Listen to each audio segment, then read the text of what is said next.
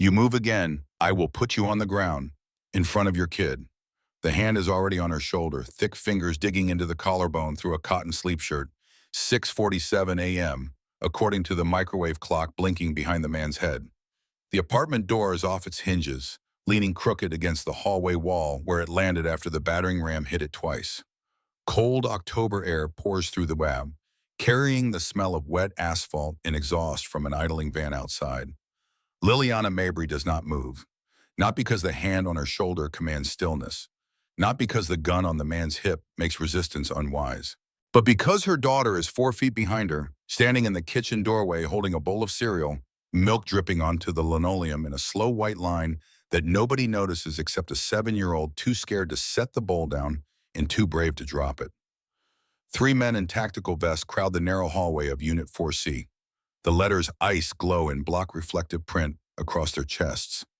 The one gripping Lylyana's shoulder is the largest, 6'2", 230, neck like a fire hydrant, jaw working a piece of gum with the rhythm of someone who chews when he's excited.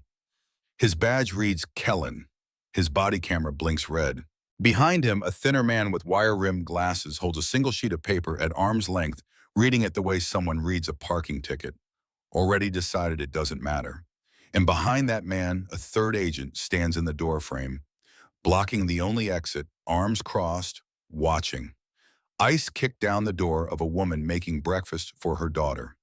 They came with a battering ram, 3 agents, and an administrative warrant. What they did not bring was the right address. If you already feel your blood pressure rising, hit subscribe because this story is just getting started. The thin man with the glasses steps forward. He holds the warrant higher, not to show Lylyana, to show the body cameras. Ma'am, we have a lawful order to search these premises and detain any individual subject to removal proceedings. You need to comply. His voice carries the practiced neutrality of someone who has said these words hundreds of times, in hundreds of doorways, to hundreds of faces that all blur together after the first year on the job. He does not look at the cereal dripping onto the floor. He does not look at the child. He looks at the warrant, then at Lylyana, then at his watch. Lylyana's eyes move to the paper in his hand, not to the man's face, not to the badge, to the paper. She reads it the way someone reads a contract, not fast, not slow, but with the specific attention of a person who understands that words on paper either protect you or destroy you, depending on whether the person holding the paper bothered to read them first. That warrant lists Unit 4E. Her voice is low, flat, the kind of flat that takes effort to maintain when a stranger's hand is still on your shoulder and your child is still holding a cereal bowl 4 feet away. This is 4C. Silence. The gum stops moving in Kellan's jaw. The thin man, his badge reads Stratton, glances down at the paper. His eyes move to the top of the page, then to the apartment number on the doorframe behind him, the one that is now partially obscured by the door. They knocked off its hinges, but still legible. A brass. He looks back at the paper. 4E. He looks at the doorframe. 4C. For 1 full second, nothing happens.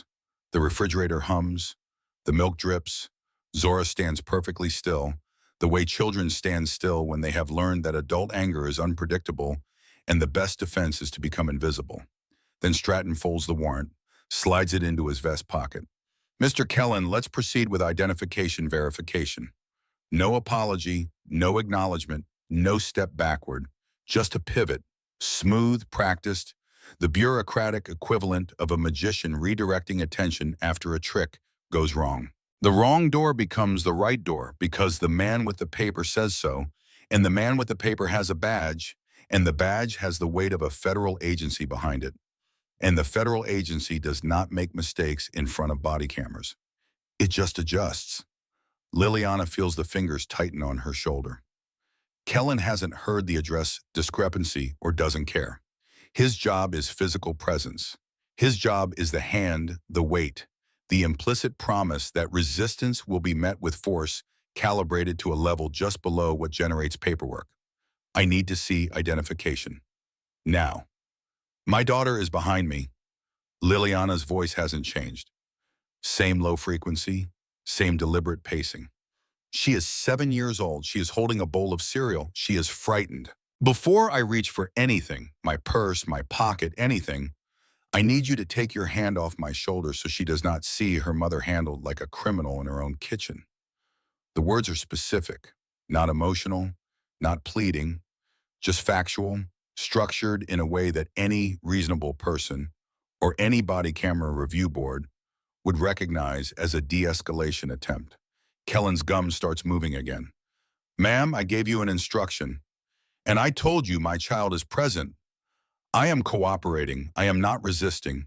I am asking you to remove your hands so I can reach my identification without alarming a 7-year-old. His hand stays. His eyes move past Lylyana to Zora, registering the child for the first time. The cereal bowl, the milk on the floor, the stuffed animal wedged under one arm, a gray elephant with a missing ear that Zora has carried since she was 3. Something shifts in his face. Not compassion, calculation.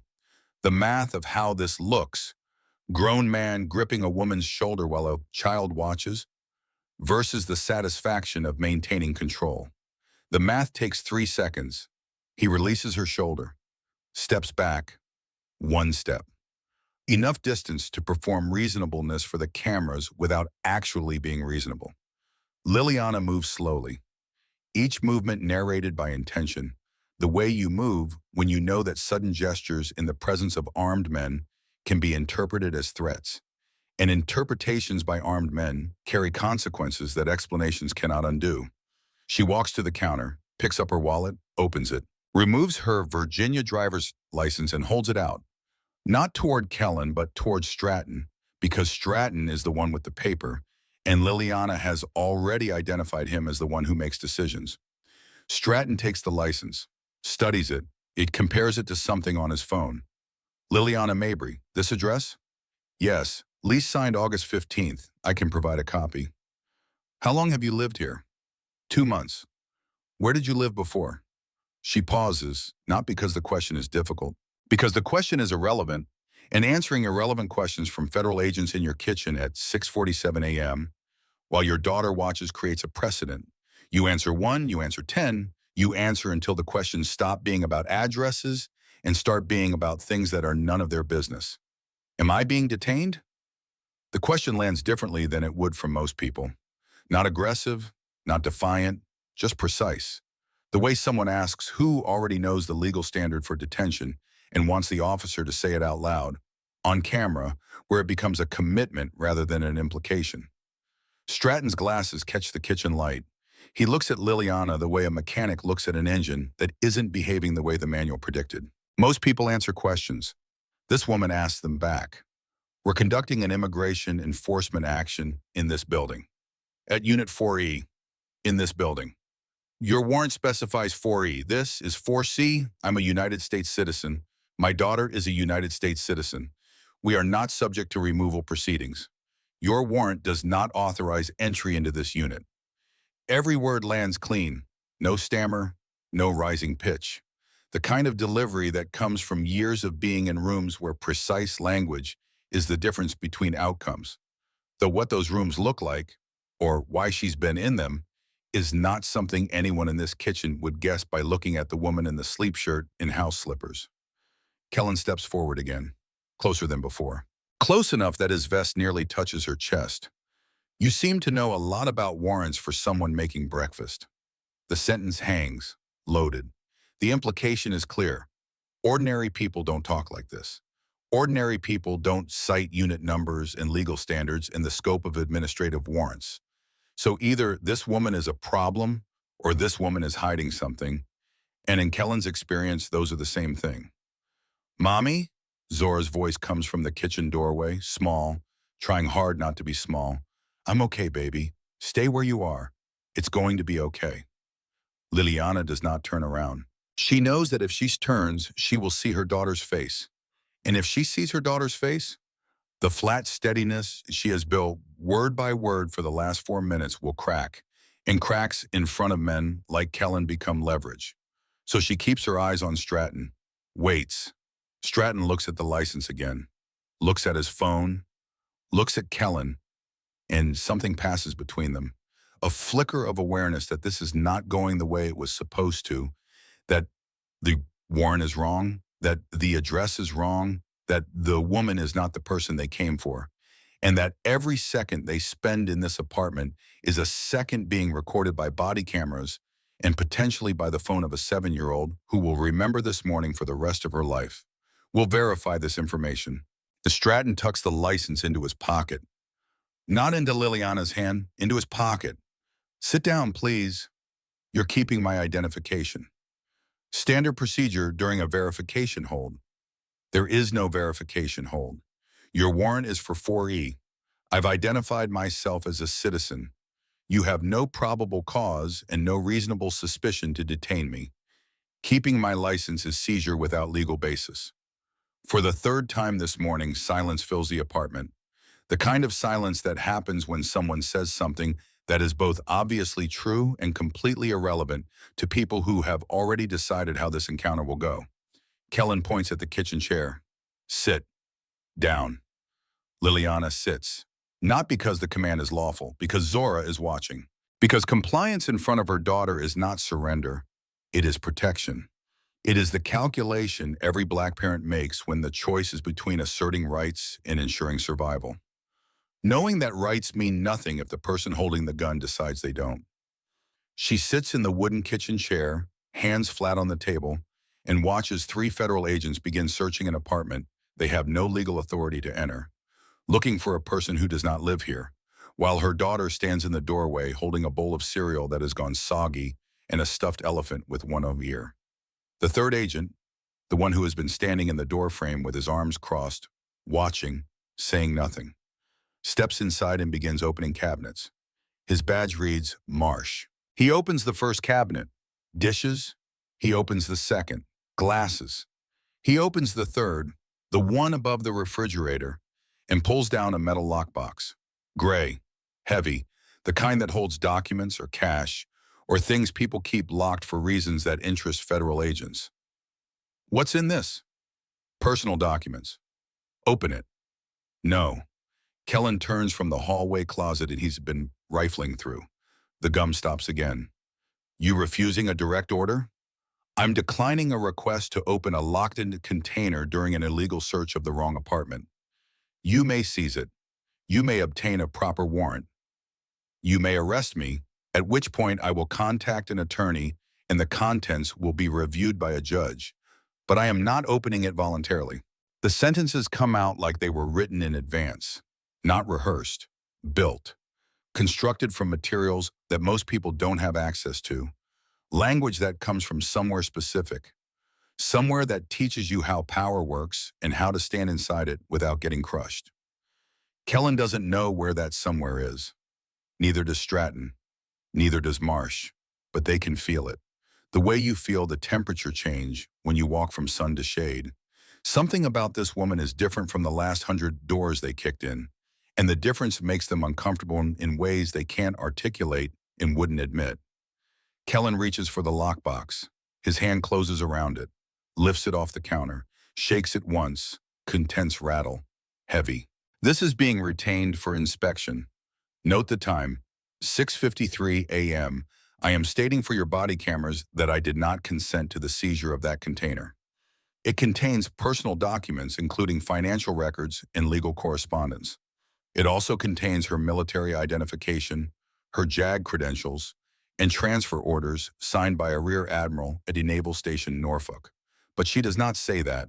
She watches them take it, watches Marsh tuck it under his arm, watches Kellan return to the hallway closet where he has found nothing because there is nothing to find. Just winter coats, Zora's rain boots, a vacuum cleaner, and a shelf of board games that a mother and daughter play on Saturday nights when the apartment feels too quiet. Stratton finishes his call, steps back inside. Verification is going to take some time. You need to remain here. For how long? Until we're satisfied. Satisfied of what? I've provided identification. I've stated my citizenship. Your warrant is for a different unit. What specific articulable fact supports continued detention? Stratton removes his glasses, cleans them with the bottom of his shirt, puts them back on. The pause is tactical, meant to signal patience, control, the luxury of time that belongs to the person with the badge. Ma'am, we're doing our job.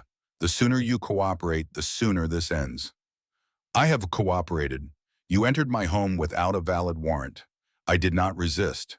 I provided identification. I answered questions I had no obligation to answer. I allowed you to search my home without consent or legal authority. At what point does cooperation become enough? Or does the definition of cooperation just keep expanding until you find something worth keeping? The words are not angry. They are tired. The kind of tired that comes from a lifetime of encounters where the rules change depending on who is being asked to follow them. Stratton puts his glasses back on, turns to Kellan. Finish the sweep. I'll file the 4E correction with the field office. He walks out, down the hallway toward 4E, the apartment they should have entered 40 minutes ago. The door to 4E is closed, locked. No answer when Stratton knocks. Because whoever lives in 4E heard the battering ram hit 4C and left through the back stairwell 12 minutes ago. The target is gone. The wrong woman is sitting in a kitchen chair, and the body cameras are still rolling. Kellan returns to the kitchen, stands over Lylyana with the practiced ease of a man who has stood over people thousands of times and learned that height is authority, and authority doesn't need justification, just altitude. You know what I think? Lylyana does not respond. I think you've got a real smart mouth for someone who should be grateful we didn't do this differently. Mommy, Zora again, smaller this time. Baby, go to your room and close the door. But now, Zora. The girl goes, bare feet on linoleum, then carpet, then the soft sound of a bedroom door closing. The elephant goes with her. The cereal bowl stays on the floor where she finally set it down, white milk spreading in a puddle that looks like a map of a place nobody wants to visit. With her daughter behind a closed door, Lylyana's posture changes. Not aggressive, not provocative, just settled. The way a person settles when the part of them that was protecting something vulnerable is no longer needed, and the part that remains is harder, denser, less willing to calculate the cost of speaking clearly. Agent Kellan, your body camera is recording. I want it on record that you entered the wrong apartment, that your warrant specifies Unit 4E, not 4C, that you placed your hand on my shoulder before identifying yourself, that you seized personal property without probable cause, and that you remained in my home after being informed of the address discrepancy. She pauses, meets his eyes. I also want it on record that my 7-year-old daughter witnessed all of it. Kellan's jaw tightens. The gum rolls from one side to the other. You got a lot of opinions for somebody who lives in this building. The implication is layered. This building, a working-class complex off Hampton Boulevard, 4 stories, buzzer system that hasn't worked since June, parking lot with more potholes than the spaces. This building where ICE conducts sweeps every quarter because the demographics of the zip code make it a productive hunting ground. This building where living here is evidence of something, though what exactly depends on who's looking and what they've already decided to see. I live here legally. I pay rent. I have a lease. And you are in the wrong apartment. Kellan leans down, close enough that she can smell the spearmint gum and the coffee underneath it. I'm in whatever apartment I need to be in. He straightens, walks to the door, the broken door, the one that no longer closes, the one that will cost money she has budgeted for Zora's winter coat, and looks back. We'll be in touch, Mrs. Mabry. Don't go anywhere. They leave. All 3. Down the hallway with the lockbox under Marsh's arm and the warrant in Stratton's pocket, and the satisfaction of a morning's work in Kellan's stride, long and loose. The walk of a man who believes he has won something, though he couldn't name what. The apartment is quiet. The door leans against the wall. The cold air keeps coming. Lylyana sits in the chair for 11 seconds, counting. The way she counts when the thing she wants to do, scream, throw something, call someone and speak in a voice that isn't flat, has to wait until the thing she needs to do is finished. At 12 seconds, she stands, walks to Zora's room, opens the door. Her daughter is sitting on the bed holding the elephant, looking at her mother with eyes that are too old for 7. Are they going to come back? Lylyana sits on the bed, pulls Zora into her lap, holds her in the way that answers the question and lies about the answer at the same time. We're going to be fine. The elephant's remaining ear presses against Lylyana's collarbone. Zora's heartbeat thumps against her ribs, fast, then faster, then slowly decelerating the way children's hearts do when they decide to believe their parents even when believing takes effort. Why did they break our door? They made a mistake. Will they fix it?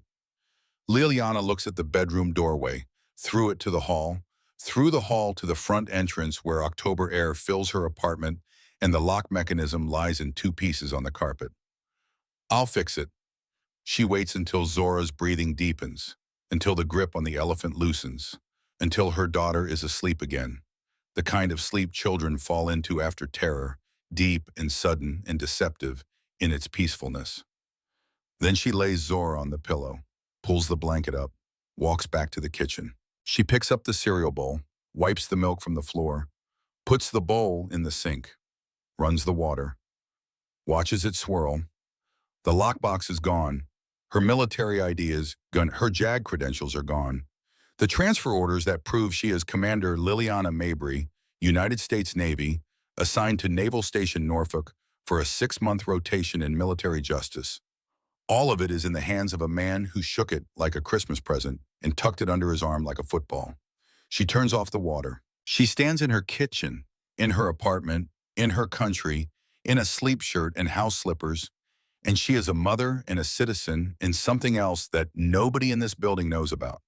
And the door is broken, and her documents are gone, and her daughter is asleep in the next room, dreaming about elephants, while federal agents drive away with pieces of a life they didn't bother to look at closely enough to understand. The phone on the counter buzzes, a text from an unknown number. Building management. Please be advised that all residents must cooperate fully with federal law enforcement actions. Failure to comply may result in lease violations per Section 12B of your rental agreement. M. Tyndall, property manager. Lylyana reads the text twice, then she calls a locksmith. Then she calls a lawyer. She doesn't call her commanding officer, not yet. That call requires a different kind of preparation. The kind where you explain to a rear admiral that his JAG officer's apartment was raided by ICE while she was making oatmeal, and that the agency now has possession of military documents with security classifications that would make a field director's head spin. That call can wait until after the door is fixed. The locksmith arrives at 8:15 a.m., a heavy-set man named Gerald, who has replaced enough doors in this building to stop asking questions about how they got broken. He measures, grunts, quotes a price that includes the frame repair. Insurance cover this? I doubt it. Gerald shrugs, starts working. While he drills, Lylyana carries Zora, still sleeping, to the bathroom, runs a warm bath, sets out school clothes. The rhythm of routine is armor. Each task a brick in a wall between what happened this morning and what the rest of the day needs to be. Zora wakes up at 8:32, sits in the bath staring at the faucet. Mommy, those men had guns. Yes. Are we in trouble? No, baby, we are not in trouble. Then why did they come? Because they made a mistake. And sometimes when grown-ups make mistakes, they don't want to admit it, so they keep going instead of stopping. Zora considers this with the devastating logic of a child. My teacher says if you make a mistake, you say sorry and fix it. Your teacher is right. Did they say sorry? No. Well, then they're not following the rules. No, they're not. Zora gets dressed, eats a fresh bowl of cereal, this time at the table, carefully, both hands on the bowl, the elephant sitting in the chair beside her like a breakfast companion. Gerald finishes the door at 9:10 a.m.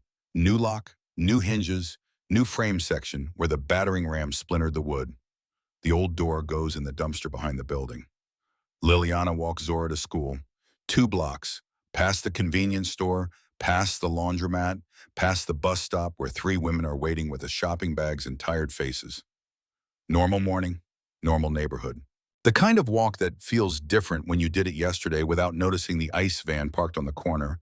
And today you notice it immediately because it's still there, engine off, windows dark, presence doing the work that a badge does up close, reminding you that you are watched, that your neighborhood is a zone, that walking your daughter to school is an act that takes place inside a perimeter someone else has drawn. Zora holds her hand tighter when they pass the van. Is that them? Keep walking, baby. She drops Zora at the front entrance, hugs her, watches her walk through the double doors with the elephant under one arm and a backpack decorated with planets under the other. A teacher waves from the lobby. Zora waves back. Small hand, smaller smile. Lylyana turns around. The van is gone. She walks back to the apartment, opens the new door, sits at the kitchen table. The apartment is clean now. No milk on the floor, no cereal bowl, no agents. Just the smell of fresh wood from the replaced frame and the faint chemical scent of a locksmith's lubricant on a new deadbolt.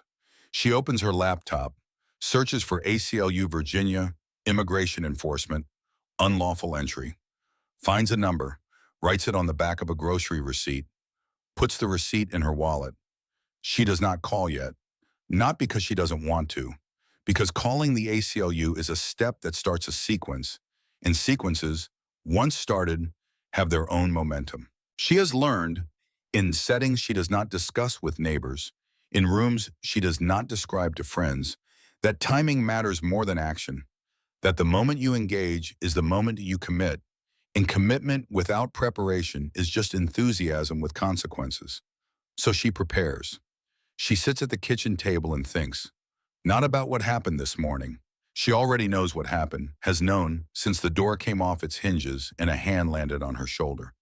She thinks about what happens next, about Stratton filing a correction that may or may not actually get filed, about Kellan's body camera footage that may or may not remain unedited, about the lockbox sitting in an evidence room or a field office or the back seat of an unmarked sedan being opened by someone who will see documents they are not cleared to see and face a choice between reporting upward and pretending downward.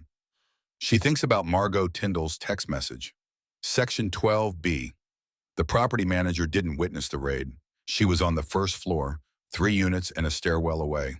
But she knew about it, knew enough to send a text within 90 minutes, knew enough to cite lease language, knew enough to frame cooperation with ICE as a tenant obligation rather than a constitutional question, which means Margaux either heard about the raid from another tenant or she heard about it before it happened.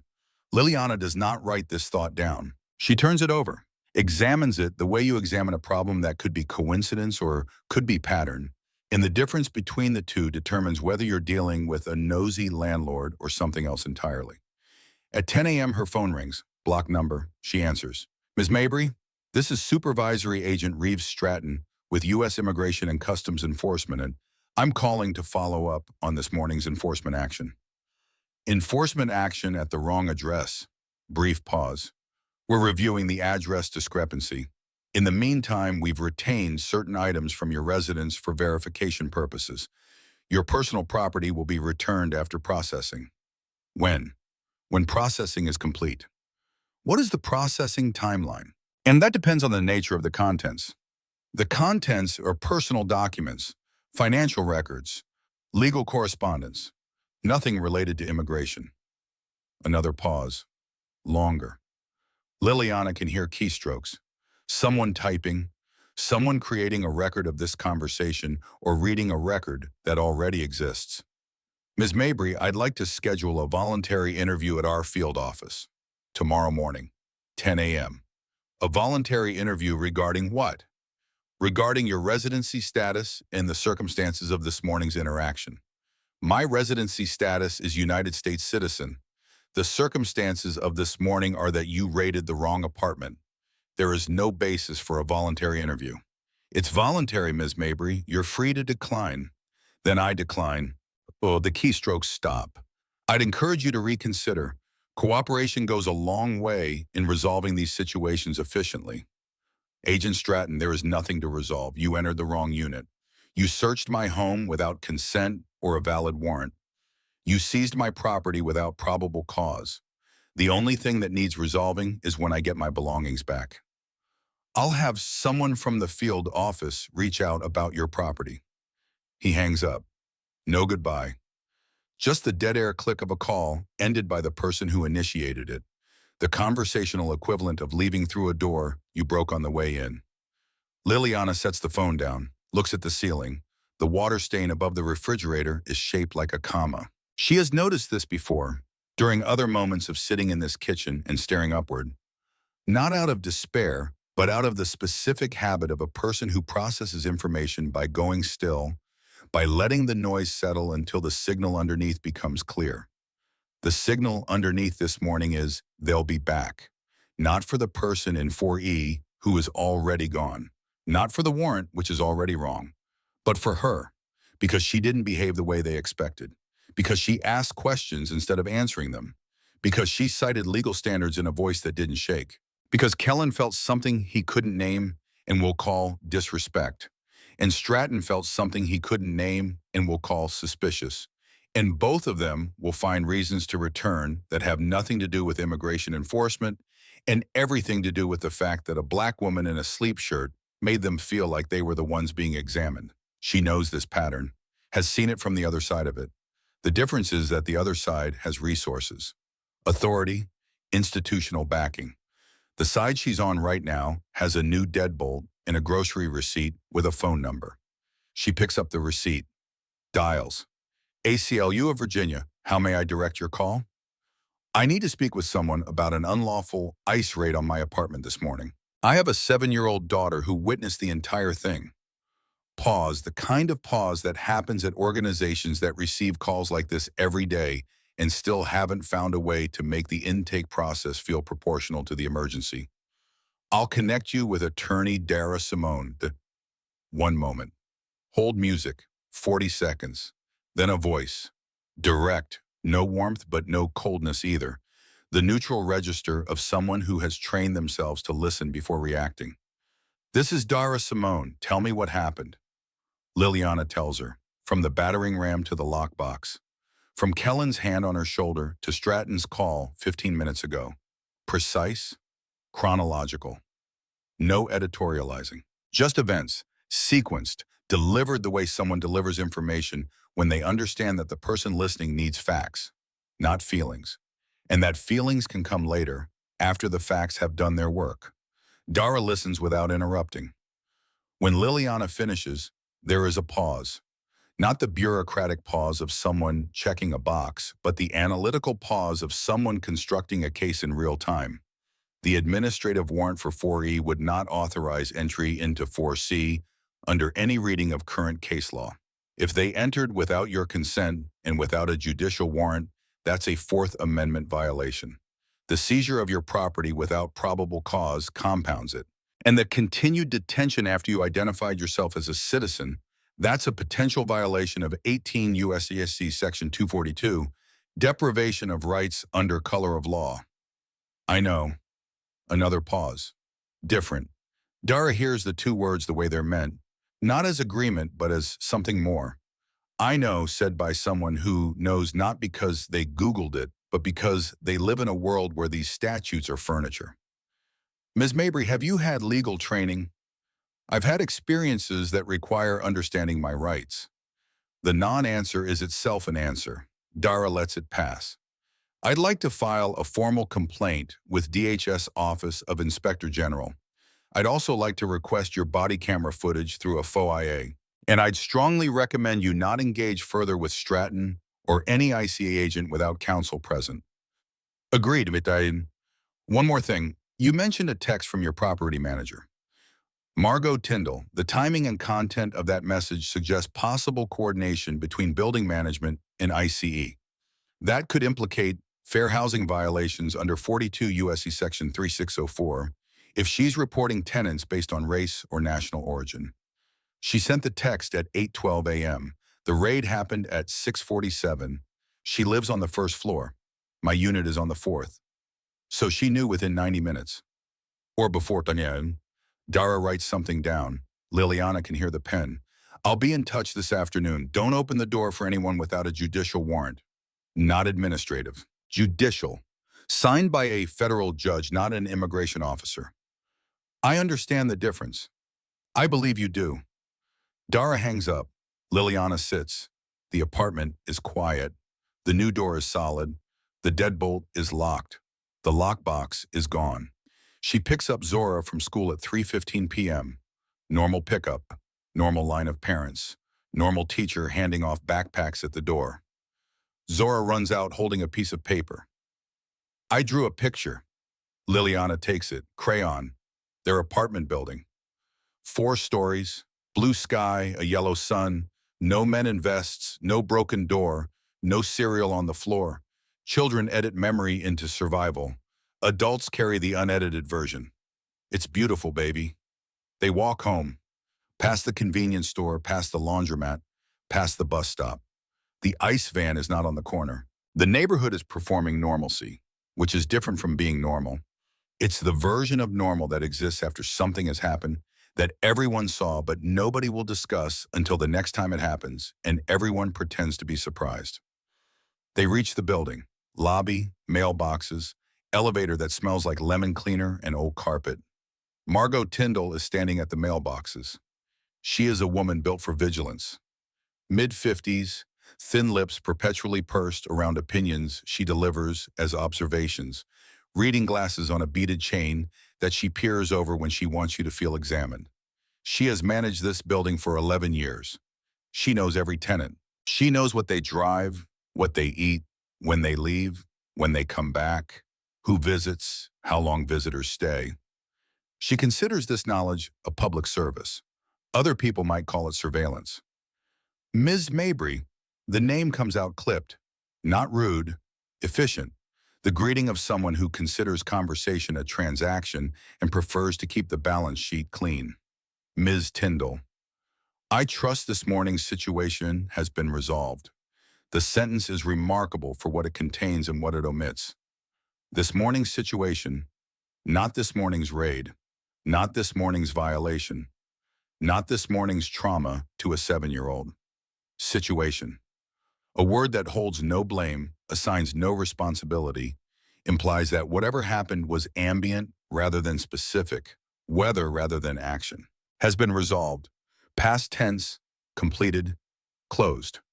A suggestion wrapped in an assumption, wrapped in a directive. This is over. Don't make it into something. Move on. My door was broken down by federal agents who had a warrant for a different apartment.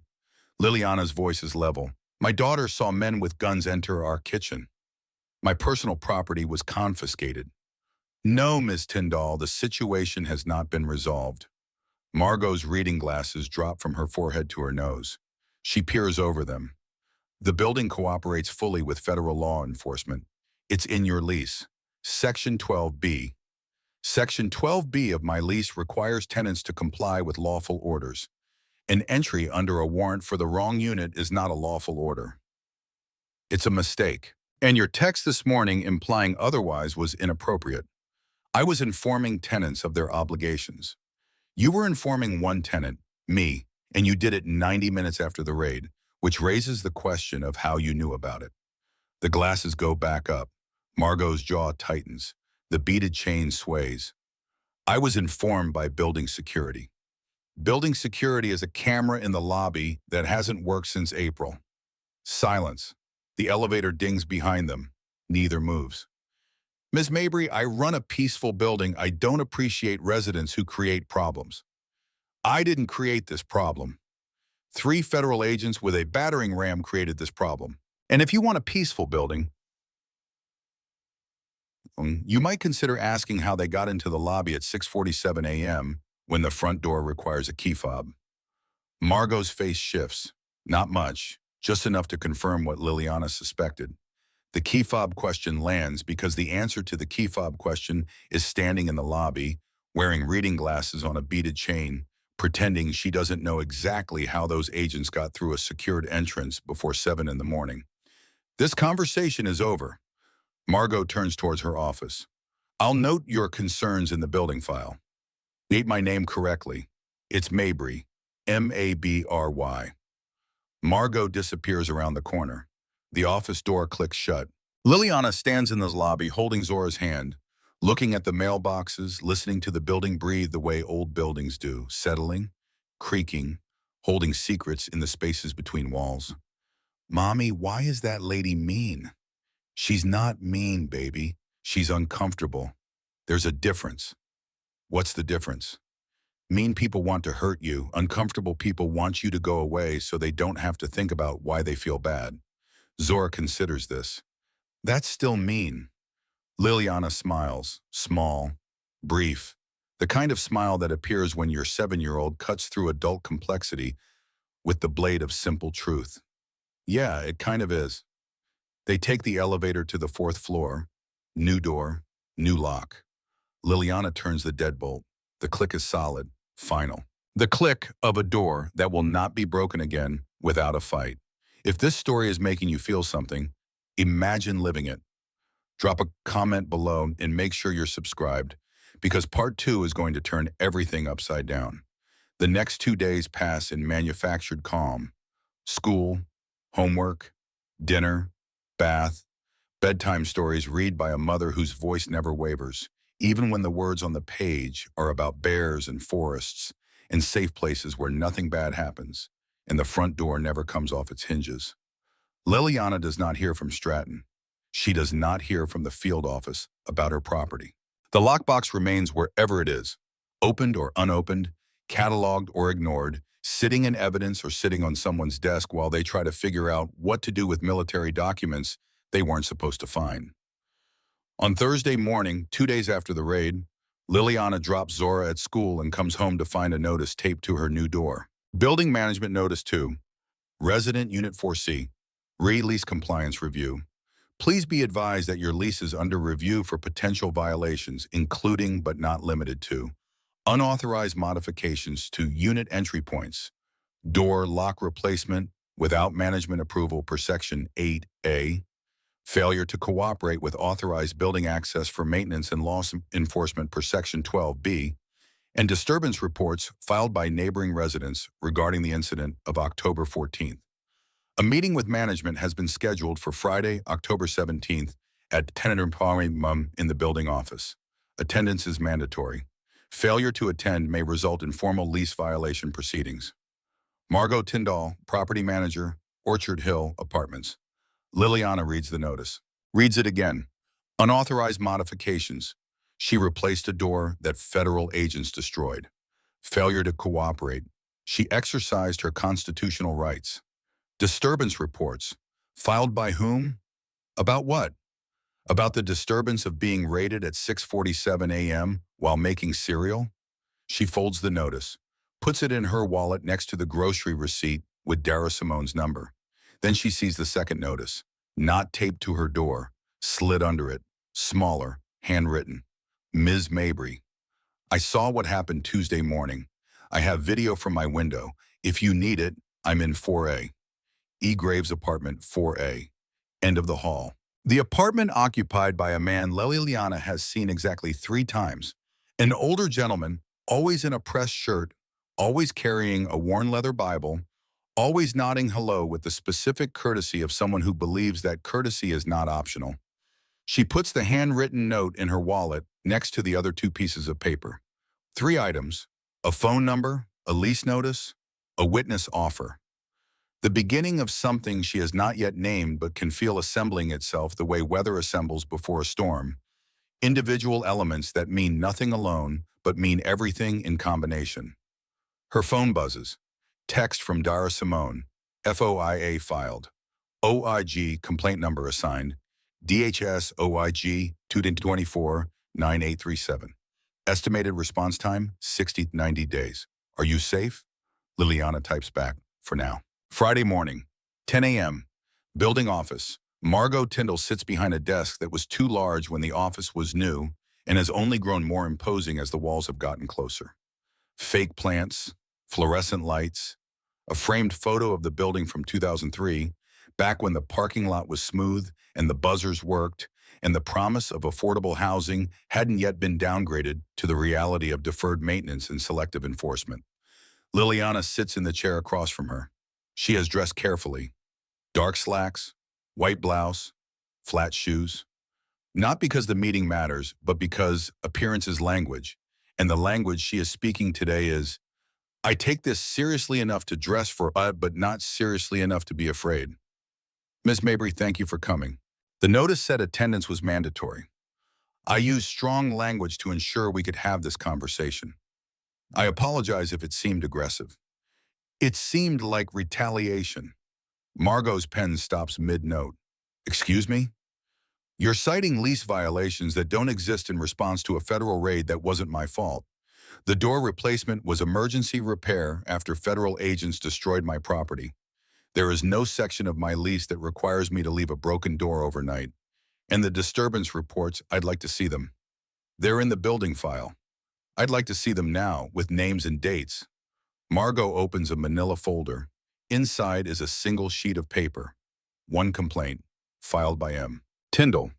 Margaux herself, describing excessive noise and law enforcement activity in Unit 4C. You filed the complaint. As building manager, I'm required to document incidents. You filed a complaint against me for being raided by ICE. I documented a disturbance that you facilitated by providing access to the building at 6:47 a.m. The sentence lands hard enough to shift something in the room. Margaux's fingers tighten around the pen. The beaded chain on her glasses trembles.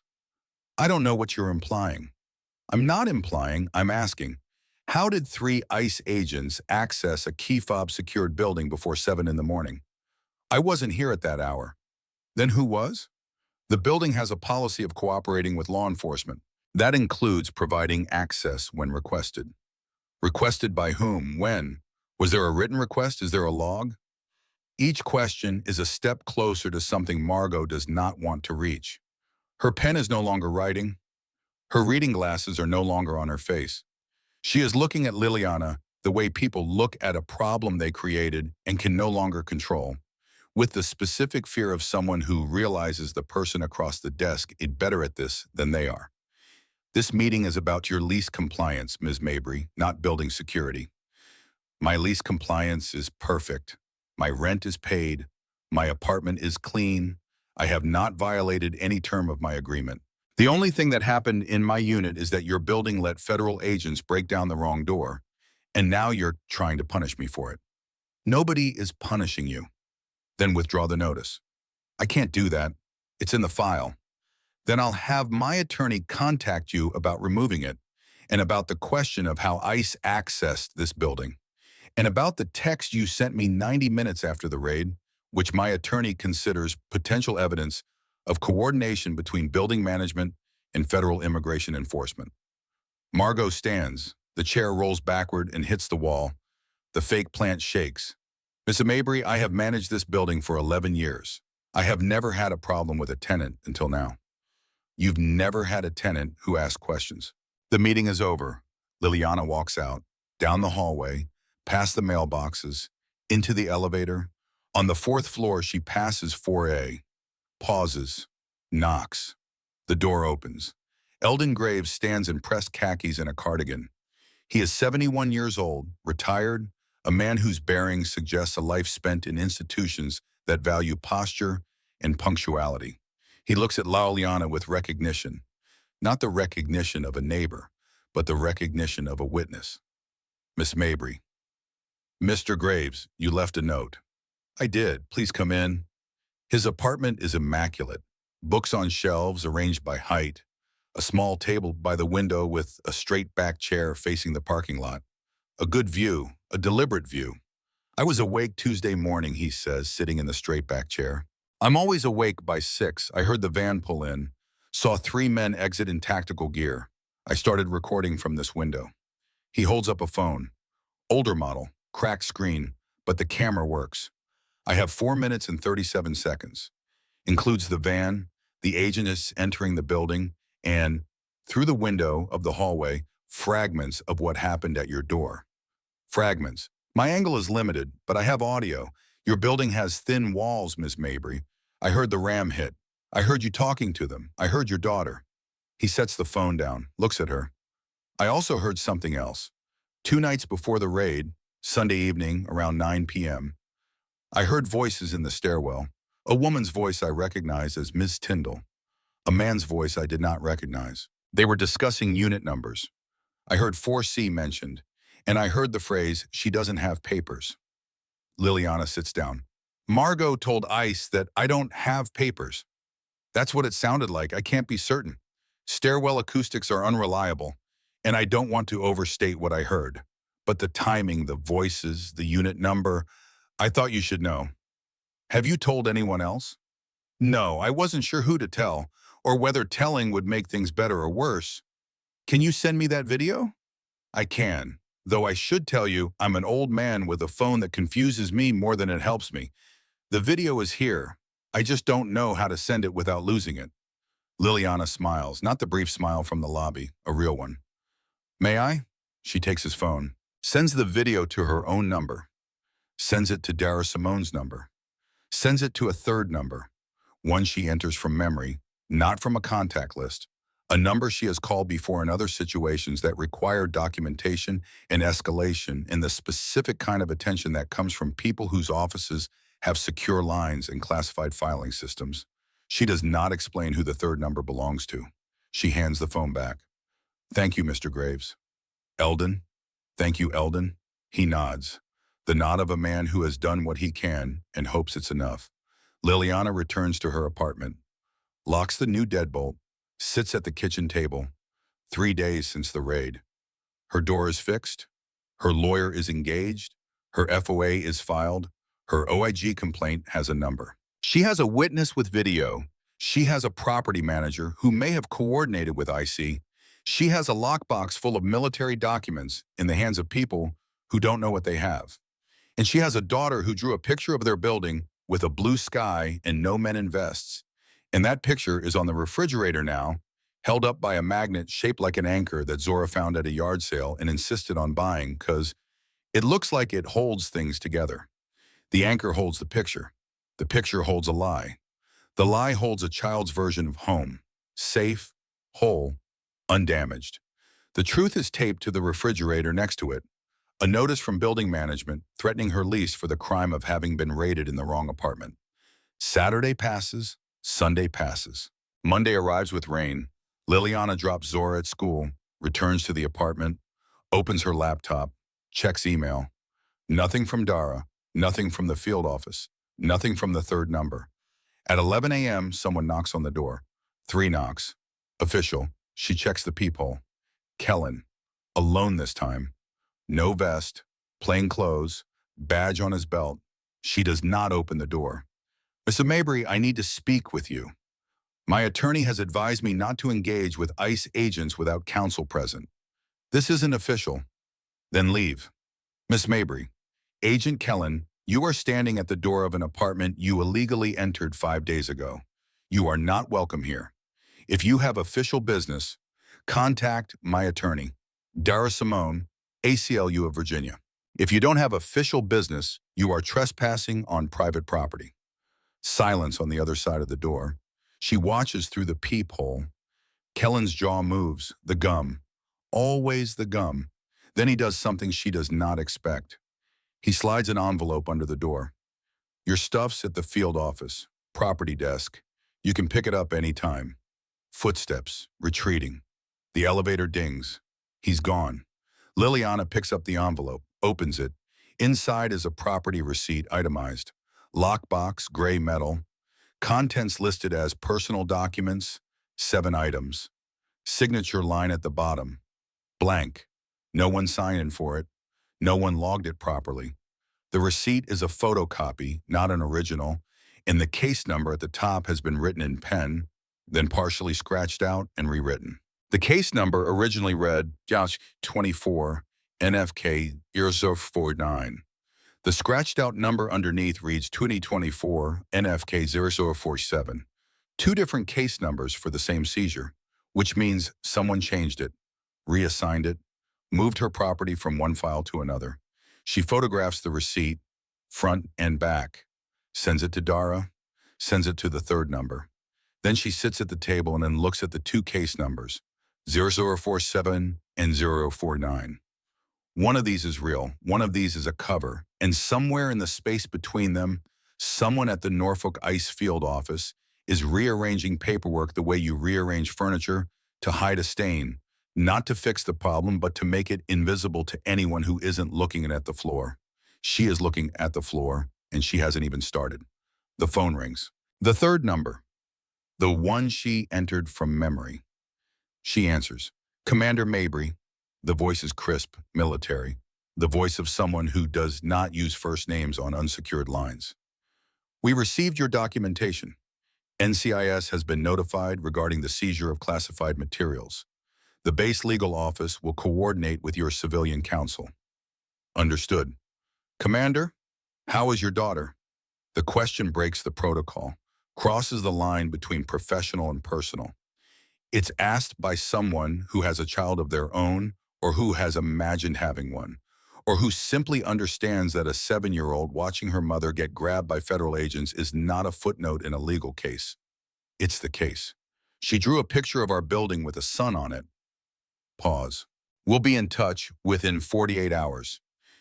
In the meantime, if they come back, Commander, do not identify yourself. Not yet. We're building something and the timeline matters. Copy. She hangs up. Do not identify yourself. Not yet. So she remains Lylyana Mabry, apartment 4C, single mother, civilian. The woman in the sleep shirt and house slippers who somehow knows what a judicial warrant looks like and speaks in complete sentences under pressure and sits in kitchen chairs and with her hands flat on the table while armed men search cabinets they have no right to open. She remains the woman they underestimated. And downstairs in the building office, Margaux Tyndall is making another phone call. This one to a number she's called before, the same number she called the Sunday before the raid, the same number that belongs to someone who promised her that cooperation with IC would be rewarded with building improvement grants and favorable inspection waivers, the same number that now rings 4 times before going to voicemail. This is Margaux. The woman in 4C has a lawyer now, ACLU. She's asking about the key fob. Call me back. She hangs up, looks at the framed photo of the building from 2003. The parking lot was smooth then. The buzzers worked. Nobody asked questions. She misses those days. On Tuesday, 1 week after the raid, Lylyana receives a certified letter from the Norfolk ICE Field Office, return address, DHS ICE ERO Norfolk Field Office, 5280 Henneman Drive. She opens it at the kitchen table. Zora is at school. The apartment is quiet. Department of Homeland Security, Immigration and Customs Enforcement and Removal Operations. Dear Ms. Mabry, this letter serves as notification that your residence at 1847 Orchard Hill Drive, Unit 4C, Norfolk, VA 23505, has been identified as a location of interest in an ongoing immigration enforcement investigation. Case number 2024 NFK 0049. You are requested to appear for a voluntary interview at the Norfolk Field Office on Wednesday, October 22nd at 10 a.m. to discuss matters related to this investigation. Please bring valid identification and any documentation supporting your immigration status. This is a voluntary request. You are not required to appear. However, failure to appear may be noted in the case file. Sincerely, Deputy Field Director Joanna Price, location of interest. Not person of interest. Location, a distinction that sounds technical, but carries a specific legal implication. They're not saying she's suspected of anything. They're saying her apartment is suspected of something. And you can investigate a location without a warrant if you have consent. And you can get consent through voluntary cooperation. And you can frame voluntary cooperation as the only alternative to something worse, even if the something worse is imaginary. Lylyana photographs the letter, sends it to Dara, sends it to the 3rd number. Dara calls within the hour. Joanna Price, I know the name, Deputy Field Director, Norfolk ERO. She's been there 6 years. Careful, political, the kind of administrator who signs everything and touches nothing. She signed a letter calling my apartment a location of interest in a case that started with a wrong address warrant, which means someone upstairs is building a file, not because they have evidence, but because having a file makes everything they've already done look intentional instead of incompetent. If your apartment is a location of interest, then the entry wasn't a mistake. It was preliminary investigation. If it's preliminary investigation, then the seizure wasn't unlawful. It was pursuant to an active case. They're laundering the raid. That's exactly what they're doing. Lylyana sits with this, laundering the raid, taking a mistake and washing it through paperwork until it comes out clean, filing systems as absolution, case numbers as soap. What do I do? You don't go to the interview. I'll respond in writing. Decline with prejudice and demand return of your property within 10 business days under 6 U.S.C. Section 345. If they don't return it, I file in federal district court. Dara, yes? The lockbox they took, the documents inside, some of them are sensitive. Sensitive how? Tax records? Medical? More than that. Pause. Dara waits. The silence stretches. I can't tell you yet. Not on this line, not today. But when I can, and it will be soon, the nature of those documents is going to change this case from unlawful entry into something that involves agencies you don't typically work with. Lylyana, if there are classified materials involved, this goes beyond ACLU capacity. I know what we'd need, and it's being handled. I'm asking you to hold the civilian side, the FOIA, the OIG complaint, the lease retaliation. Can you hold that? I can hold it. Good, because when the other side catches up, and it will, I need the civilian case to be airtight. Every document filed, every timeline logged, every name on record. It will be. Thank you. Lylyana hangs up, looks at the refrigerator, the anchor magnet, the drawing of the building with the sun. She thinks about the phrase location of interest, about how language is a tool that can protect or destroy depending on who wields it, about how the same words voluntary cooperation, interest, investigation, can mean safety or danger depending on which side of the badge you're standing on.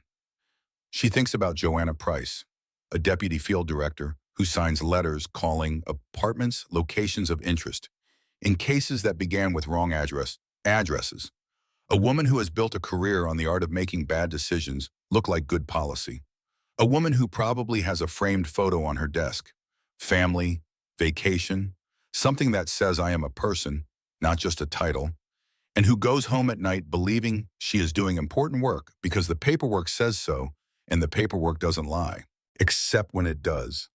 And Lylyana thinks about Zora, about the drawing on the refrigerator, about the question that her daughter asked on Tuesday morning, will they fix it? And the answer she gave, I'll fix it.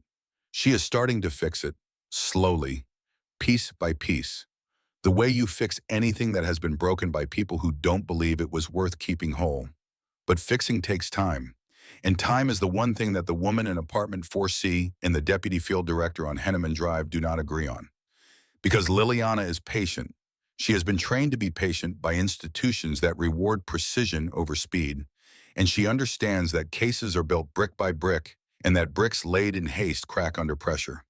And Joanna Price is not patient. She is political.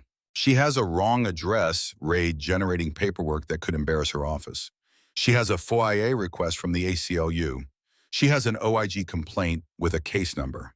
She has a subordinate named Kellan who entered the wrong apartment and put his hands on a citizen and seized property he had no right to touch.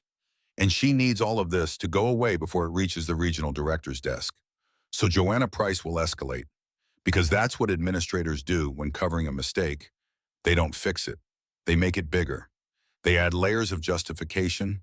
They promote the error to an investigation, the investigation to a case, the case to a precedent. They make the mistake too big to be a mistake, because admitting error is career death and building paperwork is career survival. And somewhere between Lylyana's patience and Joanna Price's politics, something is going to break. On Wednesday morning, the day of the interview, Lylyana declined. Kellan returns to the building. Not alone this time, with Stratton, and a fourth agent she hasn't seen before. A woman, tall, short hair, no expression. Badge visible, but name obscured by a jacket flap. They don't come to 4C, they go to 4A. Eldon Graves opens his door. Mr. Graves, Immigration and Customs Enforcement. We'd like to ask you a few questions about an ongoing investigation in this building. Eldon looks at the agents, looks down the hall toward Lylyana's door, looks back. Questions about what, specifically? About your neighbor in 4C. My neighbor pays her rent and raises her daughter. What questions could you possibly have? Stratton adjusts his glasses. Sir, this is a voluntary inquiry. We'd appreciate your cooperation. My cooperation with what? You broke that woman's door last week. You took her things. She has a child. And now you're at my door asking me to... What? Confirm that she lives here? I can see her mailbox from where I'm standing. What is this really about? Kellan steps forward, into the doorframe, close. Mr. Graves, has Ms. Mabry ever discussed her immigration status with you? Her immigration status? Eldon's voice carries the incredulity of a man who has lived long enough to recognize absurdity when it stands in his doorway wearing a badge. She's American.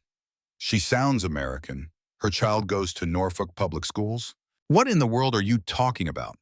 We're just asking questions, sir.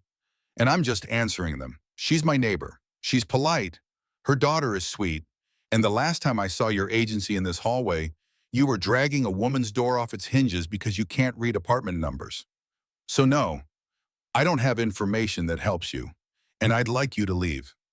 He closes the door, locks it. The click is audible from Lylyana's apartment, where she stands in her kitchen, not at the peephole, but at the table, listening, hearing the voices through thin walls that carry sound the way water carries ripples. Distorted but unmistakable. They came for her witness. They're trying to flip her neighbor.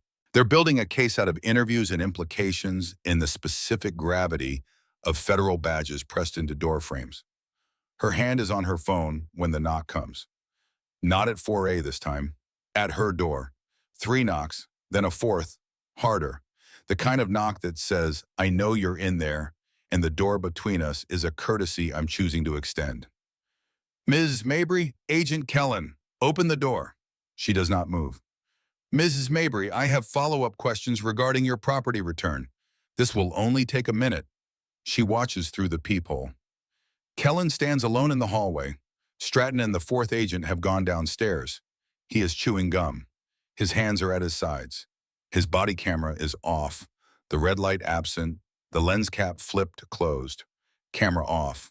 Alone. Follow-up questions. My attorney has advised me not to communicate with ICE agents without legal counsel present. This isn't about the case. This is about your lockbox. I'm trying to get it back to you. The lie is smooth. The voice of a man who has learned that the fastest way through a locked door is to offer something the person inside wants. Leave documentation under the door and I'll have my attorney respond. Silence. Then the doorknob rattles. Not hard, a tear-down, the way you test a fence before you push through it. Ms. Mabry, you're making this harder than it needs to be. I'm exercising my rights. Your rights. He says the word the way a mechanic says warranty, technically valid but practically an inconvenience. People who talk about rights the most usually have the most to hide. Then get a warrant, a real one, signed by a judge for this apartment with this address on it. The silence stretches. Through the peephole, Kellan's jaw works the gum harder. His right hand comes up, not to knock, to press flat against the door, palm against wood, leaning in. You and me, he says quietly, we're going to see each other again, and next time you won't have a door between us. He holds the position for 3 seconds, then pushes off, walks to the elevator, doesn't look back. Lylyana releases a breath she did not notice holding. Her hand is steady, her pulse is not. The next morning, Thursday, she is walking Zora to school when it happens. They are passing the laundromat on Granby Street. Zora is talking about a science project, something about volcanoes, baking soda, the reliable chemistry of childhood excitement, when a black sedan pulls to the curb 20 feet ahead of them. The door opens. Kellan steps out, plain clothes, badge on belt, no vest, no backup. Just a man standing on a sidewalk at 8:20 a.m., blocking the path between a mother and her daughter's school. Ms. Mabry, good morning. Lylyana stops. Zora's hand tightens in hers. Mommy, that's the man. I know, baby. Keep walking. She steers Zora to the right, toward the curb, around Kellan. He sidesteps, not aggressively, but enough to stay in her path. I just need 2 minutes. You need a warrant and an appointment with my attorney. I'm off duty. This isn't official. Then step aside. 2 minutes, off the record. Mother to, well, he glances at Zora, person to person. Step aside. He doesn't. Lylyana feels Zora press against her leg, feels the small hand squeeze tighter, feels the shift in her daughter's breathing. Shallow, fast. The biological alarm system of a child who has learned in the last 10 days that men with badges can break doors and take things and come back whenever they want. She bends down, eye level with Zora. Baby, walk into the laundromat right there. Mrs. Park is inside. Wait with her. I'll be right there. Mommy, go now, Zora.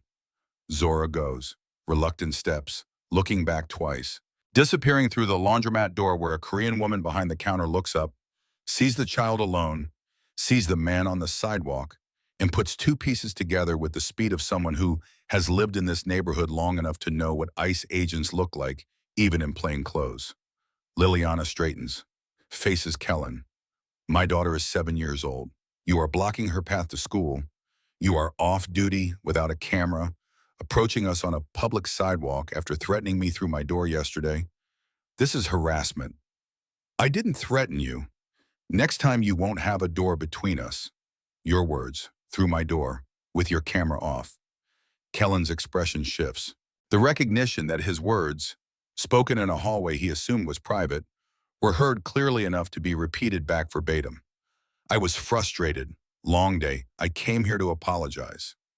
No, you didn't. I did. Then apologize and leave. He steps closer. One step. The distance between them shrinks to something that is no longer conversational. It is confrontational. His chest is broad enough to block the morning sun, and the shadow falls across Lylyana's face like a visor pulled down. Here's the thing, Ms. Mabry. I've been doing this job 9 years. I've seen a lot of people who know their rights. Most of them know their rights because they've had to use them before, because they've been in situations where rights mattered. And I keep asking myself, what situation were you in? What happened to you that made you speak like a courtroom when you're standing in a kitchen? That's not your business. It is my business. It's literally my business. Something about you doesn't add up. The way you talk, the way you stand, the way you looked at that warrant and knew that it was wrong, not guessed, knew. Most citizens can't tell an administrative warrant from a grocery list. You read it like you wrote it. He leans closer, voice dropping. So either you've been through the system before, arrested, deported, re-entered, and you know the game, or you're something else. Something that makes this whole thing a lot more complicated than a wrong address. You're speculating. I'm investigating. You're off duty. Agents are never off duty, Ms. Mabry. He reaches forward, fast, grabs her wrist, not hard enough to bruise, hard enough to hold, hard enough to feel. I need to know who you are. The world narrows to the point of contact. His fingers around her wrist, the sidewalk beneath her feet, the laundromat behind her where her daughter is watching through a window smudged with steam. She does not pull away. She does not swing. She does not escalate. She looks down at his hand, then up at his face. You are touching me without my consent, off duty, without a camera, on a public sidewalk in front of a business with security footage. Her voice is the temperature of January. Release my wrist or the next call I make is to Norfolk PD, and the call after that is to every news outlet in Hampton Roads. His fingers tighten. 1 second. 2, then he releases, steps back. The gum resumes its rhythm. The jaw works. The eyes narrow into something that isn't anger anymore. It's curiosity. The dangerous kind. The kind that comes from a man who has found a puzzle he can't solve and is starting to enjoy the frustration. I'll be seeing you, Ms. Mabry. He gets in the sedan, pulls away. The license plate is visible for 3 seconds before the car turns the corner. She memorizes it. Not because she is trained to memorize things, because a mother protecting her daughter notices everything, and a woman who has been grabbed on a sidewalk remembers the details the way the body remembers a burn. She walks into the laundromat. Zora is sitting on the folding bench, holding the elephant, feet dangling. As Park stands nearby, arms crossed, face arranged in the universal expression of a woman who has witnessed something unacceptable and is waiting for confirmation before she acts. Are you all right? Mrs. Park asks. Fine, thank you for watching her. That man, I've seen him before. He was here 2 weeks ago before the raid, asking questions about the building, about tenants, about who's new. Lylyana looks at Mrs. Park. 2 weeks before the raid? Maybe 10 days. He came in asking if I do laundry for anyone in your building. I said I do laundry for whoever walks through the door. He asked about new residents. Dark-skinned. I told him to get out of my shop. Did he give a name? Badge. No name. Just badge and questions. Kellan was surveilling the building before the raid, asking about dark-skinned new residents, building a target profile based on race and recency, then acting on a tip from a property manager who measured belonging by the color of a tenant's skin. This was not a wrong address mistake. This was a wrong address excuse. They came for 4C and papered it as 4E.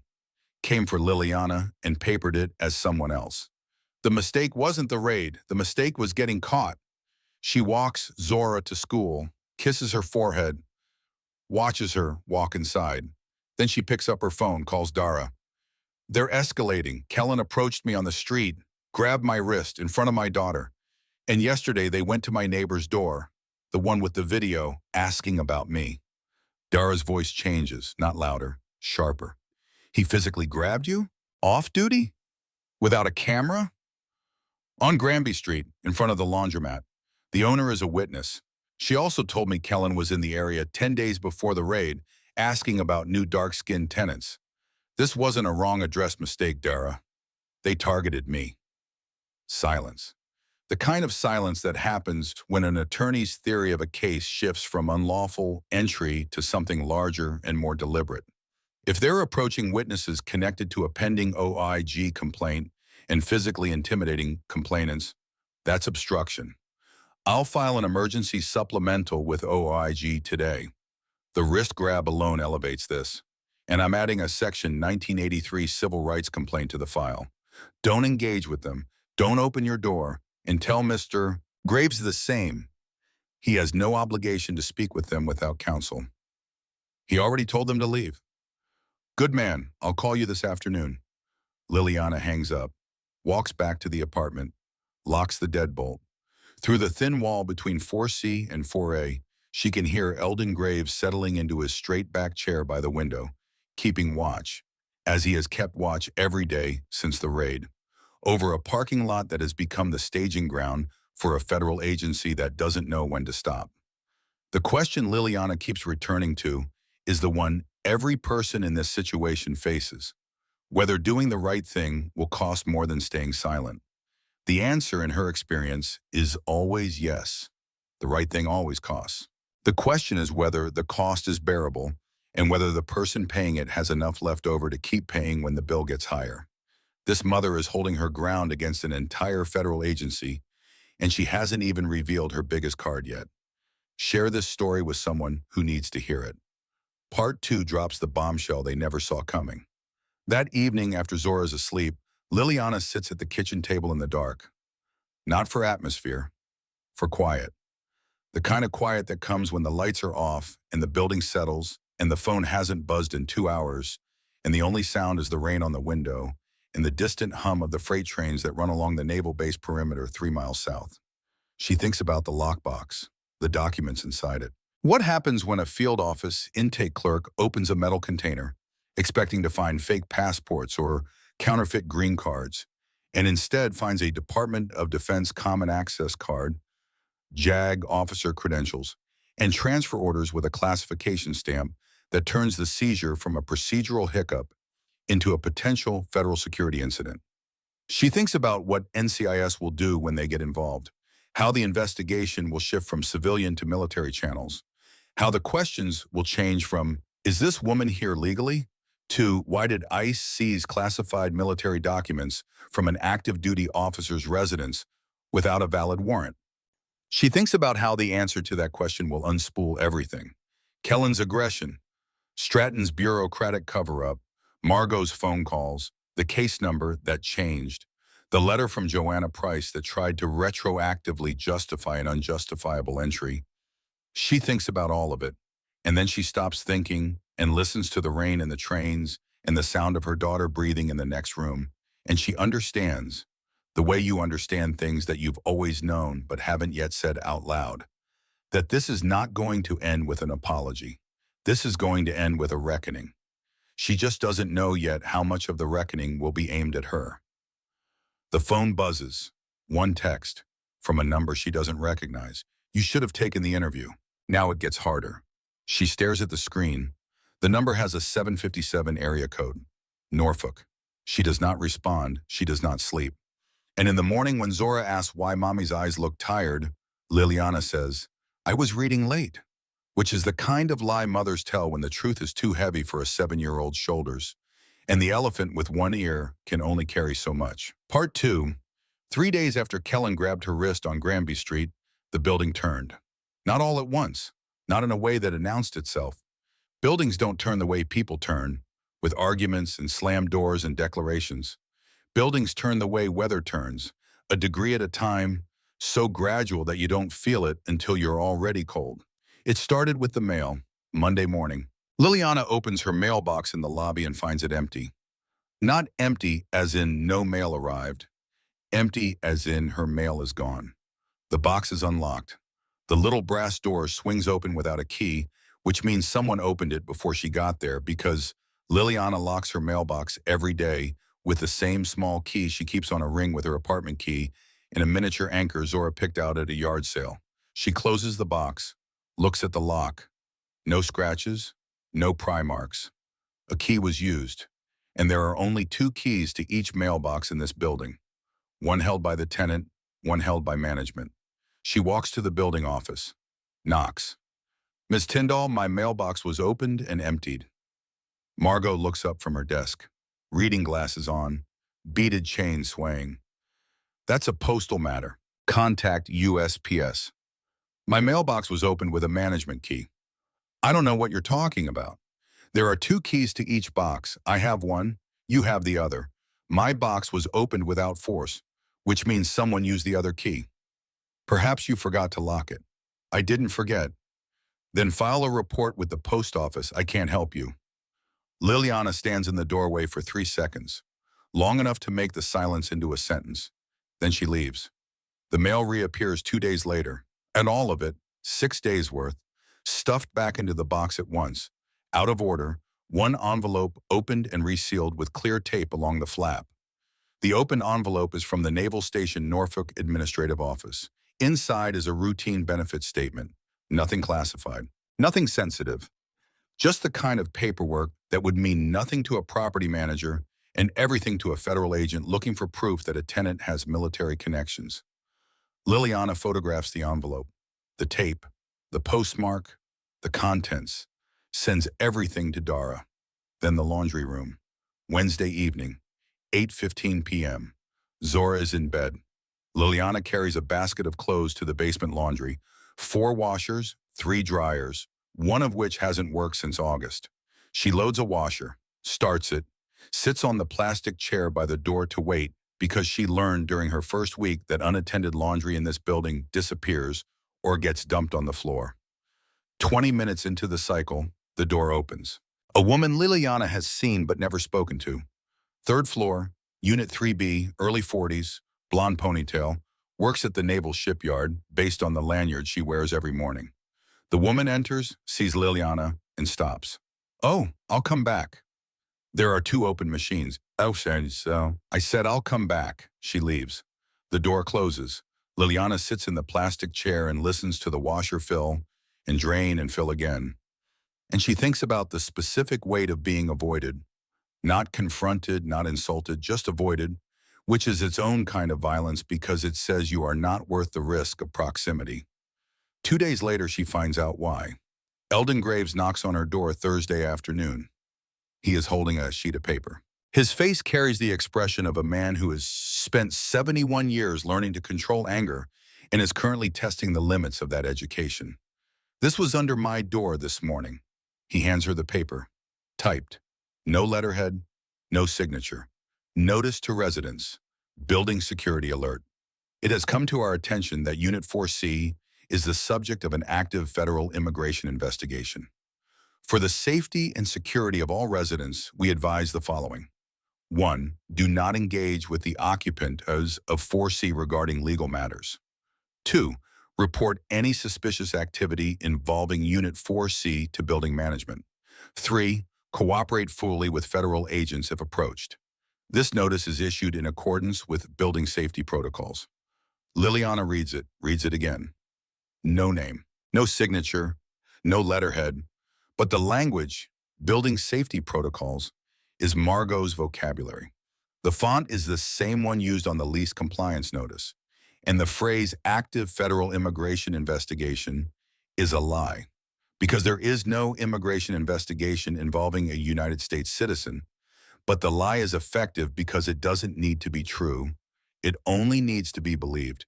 And in a building where federal agents broke down a door 2 weeks ago, belief requires nothing more than a piece of paper slid under 30 doors. Every unit got one, Eldon says. I checked.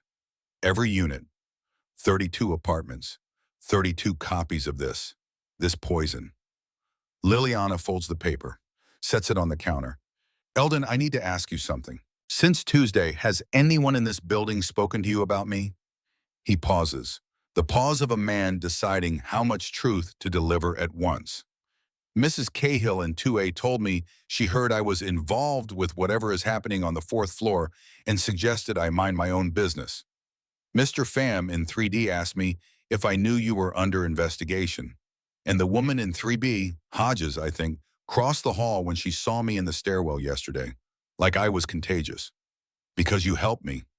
Because I did what a neighbor does. And now the building thinks I'm part of whatever story Margaux is telling about you. The next morning, the story gets louder.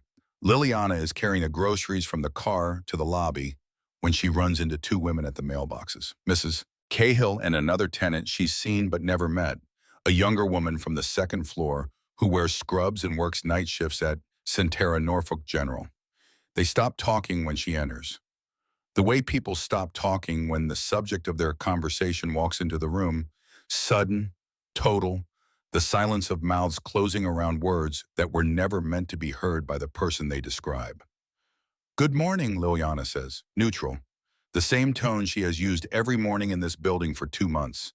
Back when good morning was returned with good morning instead of with silence and averted eyes.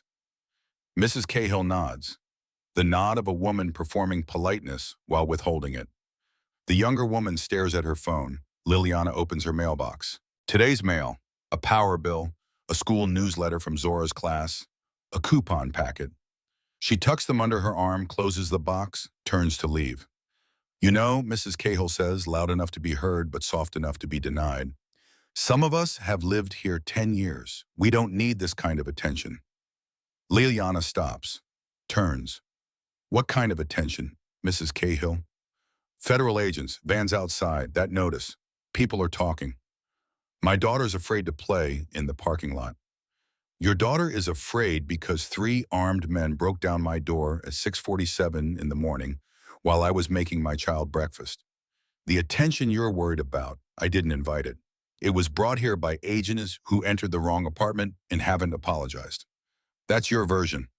That's the version recorded on body cameras. Mrs. Cahill's face tightens. The younger woman in scrubs looks up from her phone, suddenly interested.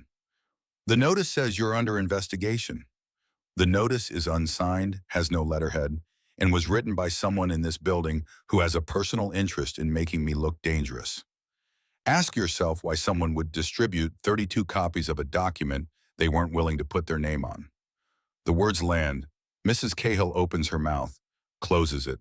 The younger woman, name tag on her scrubs reads Porter, folds her arms. I'm just saying, Mrs. Cahill tries again, we don't need trouble. Neither do I. I have a 7-year-old daughter. I pay rent. I don't play loud music. I don't park in other people's spots. The only trouble that has come to this building came wearing tactical vests and carrying a battering ram, and it came because someone in management let them in.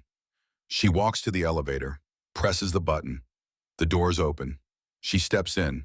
Before the doors close, she sees the younger woman, Porter, watching her with an expression that is not hostility. It is recognition. The recognition of a woman who works night shifts in a hospital and knows what it looks like when someone is being blamed for the wound instead of the weapon. The doors close. Lylyana rides to the 4th floor. The groceries go in the refrigerator. The mail goes on the counter.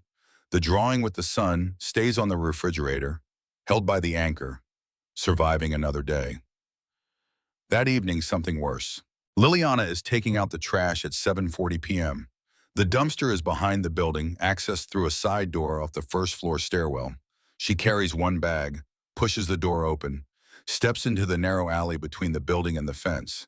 Kellan is leaning against the dumpster, not in uniform, jeans, a dark jacket, no badge visible, no camera, just a man in an alley at dusk, positioned between a woman and the only exit back into the building. "We need to talk." Lylyana stops. The side door is 2 steps behind her. She does not turn her back. "We have nothing to discuss." "See, that's where you're wrong." He pushes off the dumpster, steps forward, 1 step, 2. The distance between them is closing the way it closed on the sidewalk, deliberately, physically, using his body as a statement. "I've been doing some digging. Your driver's license is clean. Your lease is clean, but your rental application is interesting." "My rental application is none of your business. Prior address listed as a P.O. box in Washington, D.C., no employment listed. Emergency contact left blank. Monthly income listed as government stipend. No details, no employer, no pay stubs. You know what that looks like? It looks like a private citizen's private information. It looks like someone with something to hide." He takes another step. Close now. Close enough that the trash bag becomes the only thing between them. A thin plastic barrier holding chicken bones and milk cartons in the pretense that this encounter is a conversation rather than an ambush. "I asked around," he continues. "Your name doesn't come up anywhere. No social media, no voter registration, no listed phone number, no professional license, no business registration, no LinkedIn, no Facebook, no nothing. You're a ghost, Miss Mabry, and ghosts make me nervous. Your nervousness is not my problem." He reaches forward, snatches the trash bag from her hand, tosses it aside. The bag splits on the asphalt. Chicken bones, milk cartons, Zora's juice boxes, the small debris of a life that is nobody's evidence but is being treated like a crime scene. "I will find out who you are." His voice is low, steady, the voice of a man who has confused persistence with righteousness and cannot tell the difference between investigating and hunting. "And when I do, whatever game you're playing, whatever you think you're going to get out of this complaint, it ends." Lylyana does not step back, does not raise her voice, feels her pulse in her temples, in her wrists, in the place where his fingers left marks 4 days ago that have faded on her skin but not in her memory.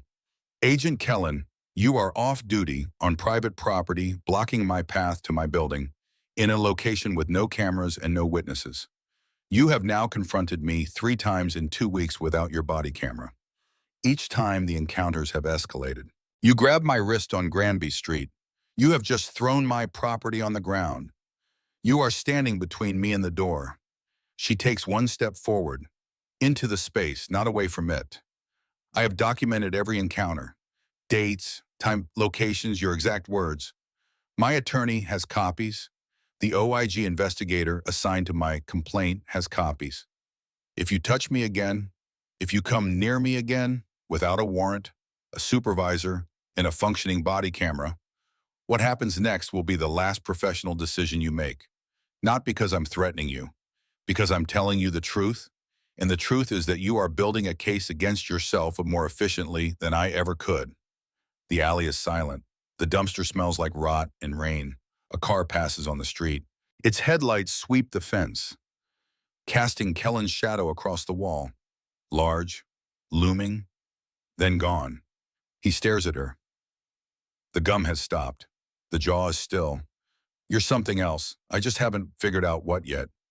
"You won't figure it out standing in an alley. Go home, Agent Kellan." He holds the position for 5 seconds. Then he steps aside. Not far, just enough to create a path to the door that she will have to take sideways, brushing past him, feeling his presence the way you feel a wall you can't quite see in the dark. She takes it, sideways, through the door, up the stairwell. Each step steady, each breath controlled, each heartbeat loud enough to hear in the quiet of a building that has decided she is the problem. She locks the deadbolt, stands in her kitchen. Her hands are shaking. Not her voice. Her voice was steady. Her voice is always steady. Her voice was trained to be steady in courtrooms, in hearing rooms, and rooms with no windows and no good outcomes. But her hands shake now because hands are honest in ways that voices learn not to be. She runs them under cold water, watches the trembling slow, watches it stop. Then she picks up her phone, photographs the alley from her kitchen window, Kellan's car, parked illegally on the service road, visible under the streetlight, license plate clear, sends it to Dara, sends it to Fenton, sends it to the military line. 3 contacts, 3 threads, 3 layers of accountability that are tightening around a man who doesn't know he's already caught. Lylyana looks at the refrigerator, the drawing, the sun. "I'm going to fix it," she says to the empty apartment, to the anchor magnet, to the one-eared elephant sitting on Zora's bed behind a closed door. Tomorrow, a federal agency targeting a mother, a property manager weaponizing her neighbors. And this woman still hasn't played her real hand. Hit subscribe, because when she does, nobody in this story will be the same. Friday morning, Lylyana drops Zora at school, walks back, turns the corner onto Orchard Hill Drive. The van is back. Not the same van, different plates, different model, a white Ford Transit with tinted windows and no markings. But parked in the same spot, engine off, same angle facing the building entrance. The same van-shaped message. "We are here. We are watching. We are not finished." She walks past it, does not look at it, does not change her pace. Looking at surveillance vehicles is a tell. It says you're aware, you're worried, you're adjusting your behavior because of their presence. Not looking says the opposite. Not looking says I have nothing to change. She enters the building. Lobby, mailboxes, locked today, mail intact. Elevator, 4th floor, hallway. There is a man sitting in the hallway outside her door. Not Kellan, not Stratton, not Marsh. Someone new, mid-40s, neat haircut, dark suit, no tactical vest, no visible badge, no gum. He sits in one of the 2 folding chairs that Margaux keeps at the end of the hallway for reasons nobody has ever understood. Decorative futility in a building where nobody lingers in corridors by choice. He stands when he sees her, not aggressively, not suddenly. The unhurried rise of someone who has been waiting and is comfortable with waiting because patience is part of the job. "Ms. Mabry, who are you?" "Neil Fenton, Office of Inspector General, Department of Homeland Security." He holds up an ID badge. Federal, laminated, photo matches. "I'm following up on complaint number DHS OIG 2024-9837. She looks at the badge, at the machine, at the hallway behind him. Empty, no agents, no backup, no van personnel creeping up the stairwell. "How did you get into the building?" "A resident held the door. I showed credentials." "Which resident?" "Older gentleman, 4th floor. He seemed to be expecting me." "Eldon, of course." "May I come in? This conversation is better conducted in private." She unlocks the door. New deadbolt, smooth action, lets him in, closes the door. The apartment is clean, table clear, Zora's drawing on the refrigerator, the anchor magnet. Everything in its place, not because Lylyana is a person who arranges things obsessively, but because order is the only thing she can control right now, and controlling it keeps her from screaming. Fenton sits at the kitchen table, does not touch anything, does not look around. His attention is on her, full, undivided, the attention of an investigator who has learned that watching a person's face tells you more than searching their cabinets. "Mr. Mabry, I've reviewed your complaint, Ms. Simone's filings, and preliminary body camera footage from the October 14th entry. I have questions, but first I want to assure you, this is not an adversarial interview. I'm here because your complaint raises serious concerns about procedural violations within the Norfolk ERO. Serious concerns. Yes. 3 agents broke down my door with a warrant for the wrong apartment, put their hands on me in front of my child, seized my property without probable cause, and then spent 2 weeks harassing me, intimidating my neighbor, and having the building manager distribute an anonymous notice calling me the subject of a federal investigation.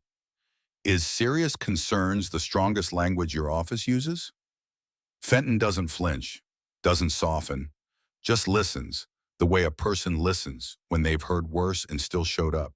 It's the language that opens an investigation, Ms. Mabry, and an investigation is what you need right now more than strong language. He opens a thin folder.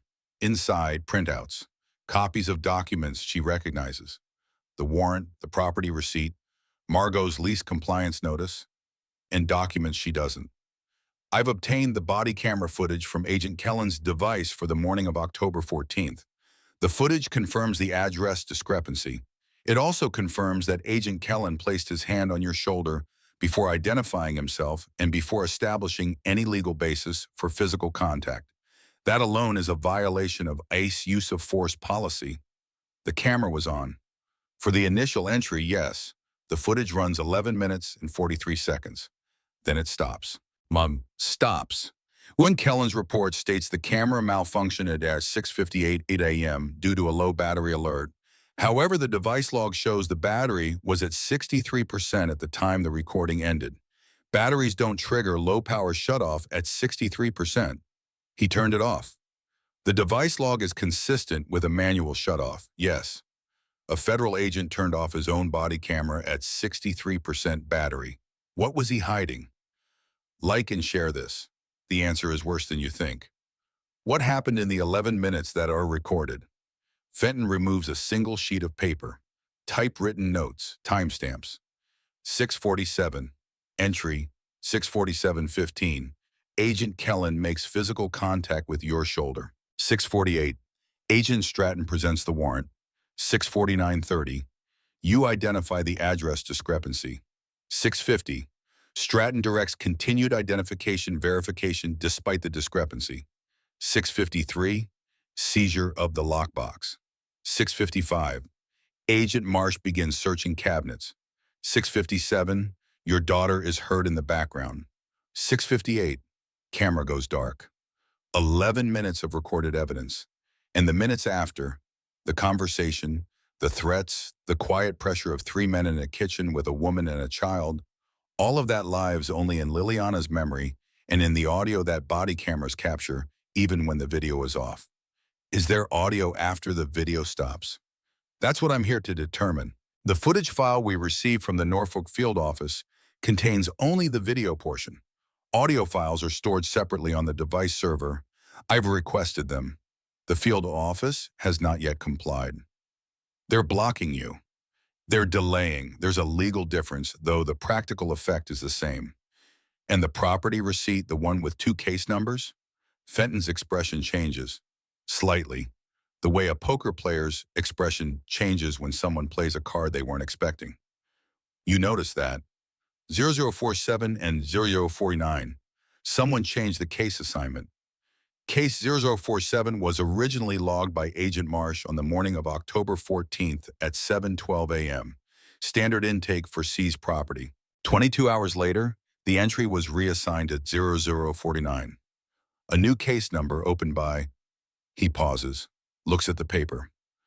Colton Marsh, Administrative Specialist, Norfolk ERO. Marsh opened a new case and moved my property into it. Yes. In the original case, 0047 was closed with the notation duplicate entry consolidated, which means anyone searching for the seizure under the original case number would find a closed file with no associated property. The lockbox effectively disappeared from the records until someone knew to look under 0049. Someone hid it. Someone reorganized the filing in a way that makes retrieval difficult without specific knowledge. Whether that constitutes intentional concealment or administrative error is what I need to determine. The distinction matters. Administrative error is a training issue. Intentional concealment is obstruction. An obstruction by a federal employee in connection with a civil rights complaint is a federal crime under 18 U.S.C. Section 1519. Lylyana does not say any of this out loud, but she thinks it with the fluency of someone who has spent years in rooms where these statutes are not abstractions, but tools. Hammers and nails used to build or demolish, depending on which hand holds them. Mr. Fenton, I need to tell you something that will change the scope of your investigation. He waits. The lockbox that was seized contains documents that are beyond the scope of a standard property claim. What kind of documents? She pauses. The instruction from the phone call echoes. Do not identify yourself. Not yet. The timeline matters, but the timeline has changed. Kellan grabbed her wrist on a public street. Margaux distributed an anonymous smear to 32 households. The audio files are being withheld. The case numbers were switched. Someone texted a threat from a Norfolk area code. The timeline has changed, and the people who told her to wait are not the ones sitting in a kitchen with a broken door history and a daughter who sleeps with a one-eared elephant because the world took the other ear the same morning it took her sense of safety. I'll need to make a phone call before I can answer that question fully. Can you give me 24 hours?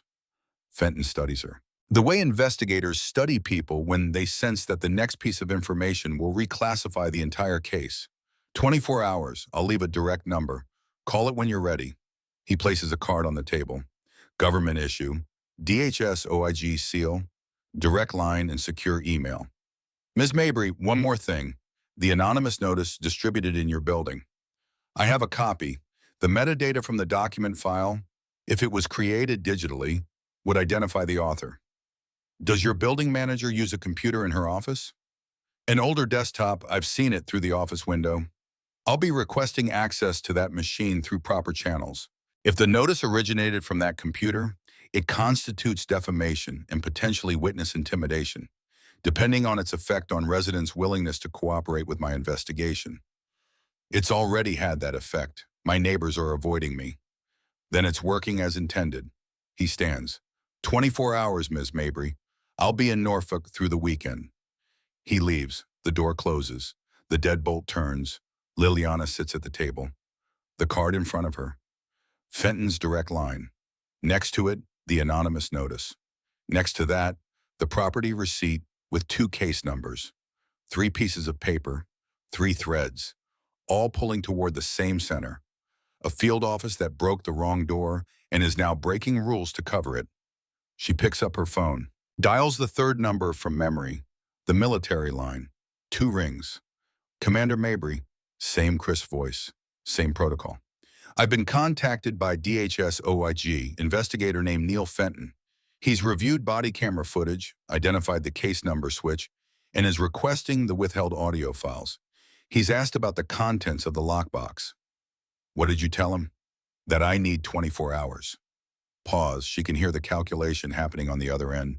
The military weighing its timeline against the civilian investigation's momentum, the NCIS operation against the OIG inquiry, the need for secrecy against the cost of silence. Commander, the situation has escalated beyond the original parameters. Agent Kellan has made physical contact with you on 2 occasions. The building manager is conducting what amounts to a coordinated intimidation campaign. The field office is withholding audio evidence and reassigning case files. If we wait longer, the cover-up solidifies. We agree. The voice is different now, less protocol, more human. NCIS is prepared to coordinate with OIG. You are authorized to disclose your status to Investigator Fenton, rank, assignment, and the nature of the seized documents. Do not disclose to ICE field personnel, not yet. Understood. Commander, the moment you reveal yourself to OIG, this becomes a joint federal investigation. NCIS and OIG operating in parallel. Your civilian attorney can continue her civil rights case, but the military dimension, the classified materials, the security breach, that comes to us. I understand. One more thing. We've reviewed the personnel file for Deputy Field Director Joanna Price. She has a pattern. 3 previous field offices, Houston, Chicago, Phoenix. At each one, complaint spikes during her tenure, followed by quiet settlements and agent transfers. No disciplinary action, no formal findings. She's been doing this for years, moving agents around like chess pieces when they generate heat, then moving herself when the board gets too crowded. She's a fixer. She's an institutional shield, and you are the first complainant who has military backing, OIG engagement, and a civilian legal team operating simultaneously. She's never faced that combination, which means her playbook won't work, and she'll either adapt or escalate. She'll escalate, almost certainly, which is why the disclosure to OIG needs to happen tomorrow, before she has time to construct the next layer of cover. Copy. Stay safe, Commander, and hug your daughter. The line goes dead. Lylyana sets the phone down, looks at the refrigerator, the anchor magnet, the drawing. Tomorrow she tells Neil Fenton who she really is. Tomorrow the case splits open like a log hit with a wedge. One crack, then two, then the whole thing falling apart into pieces that reveal what's been hiding inside the grain. Tomorrow, Joanna Price's carefully papered over raid becomes a joint federal investigation involving NCIS, OIG, and the legal machinery of the United States Navy. Tomorrow, Kellan finds out that the woman whose wrist he grabbed on Granby Street outranks everyone in his chain of command. But tonight is tonight, and tonight is bath time and bedtime and Zora asking questions that don't have good answers. Mommy, why does the lady downstairs not like us? What makes you say that? Keisha's mom said we're in trouble and Keisha can't come over anymore. Lylyana sets down the towel, sits on the edge of the tub. We're not in trouble, Zora. But Keisha's mom said Keisha's mom is wrong. Sometimes grown-ups believe things that aren't true because someone told them a story and the story sounded real and they didn't check. Like when Marcus said there was a spider in the lunchbox and everybody screamed, but there was no spider? Exactly like that. Except the people telling this story have badges, and badges make stories sound more true even when they're not. Zora thinks about this. Water drips from her hair onto the bathroom tile. Mommy, are you going to fix it? The same question from the morning of the raid. Will they fix it? I'll fix it. Yes, baby, I'm going to fix it. When? Soon. How soon is soon? Tomorrow soon. Zora smiles. The smile of a child who has decided to believe her mother because the alternative is too large and too cold and too much for a 7-year-old who just wants her friend to come over and play. Can I bring the elephant to school tomorrow? Yes. He protects me when you're not there. Lylyana's throat tightens. She swallows it. He's good at that. She puts Zora to bed, reads a story, turns off the light, stands in the doorway listening to breathing that slows and deepens and finally settles into the rhythm of a child who trusts that tomorrow will be better because her mother said so. Then Lylyana goes to the kitchen, sits in the dark, looks at the 3 pieces of paper on the table. Tomorrow she stops being the woman in the sleep shirt. Tomorrow she becomes Commander Lylyana Mabry, United States Navy, Judge Advocate General's Corps, and every piece of paper in front of her becomes a weapon in the hands of someone who was trained to use them. She sits in the dark for a long time, not afraid, not angry, just ready. The way you're ready before something that cannot be undone, when the only direction is forward, and forward means becoming visible in a world that was more comfortable when you were invisible. The phone buzzes one more time. Dara, OIG has confirmed Fenton is legitimate. Credential check passed.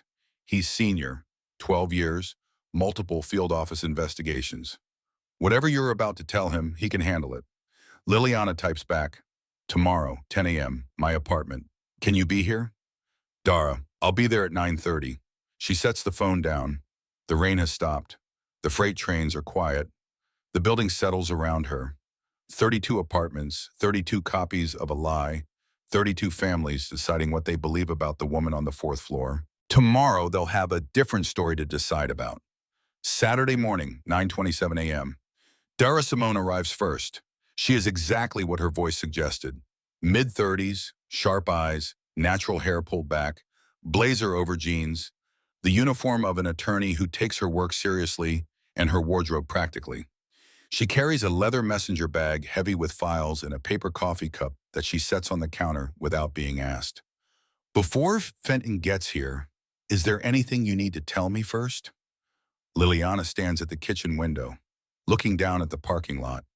The white van is gone today. Small mercies. Yes, what I'm about to tell you and Fenton will change this case. Significantly. Dara sets down the coffee, gives Lylyana her full attention. I told you the lockbox contains sensitive documents.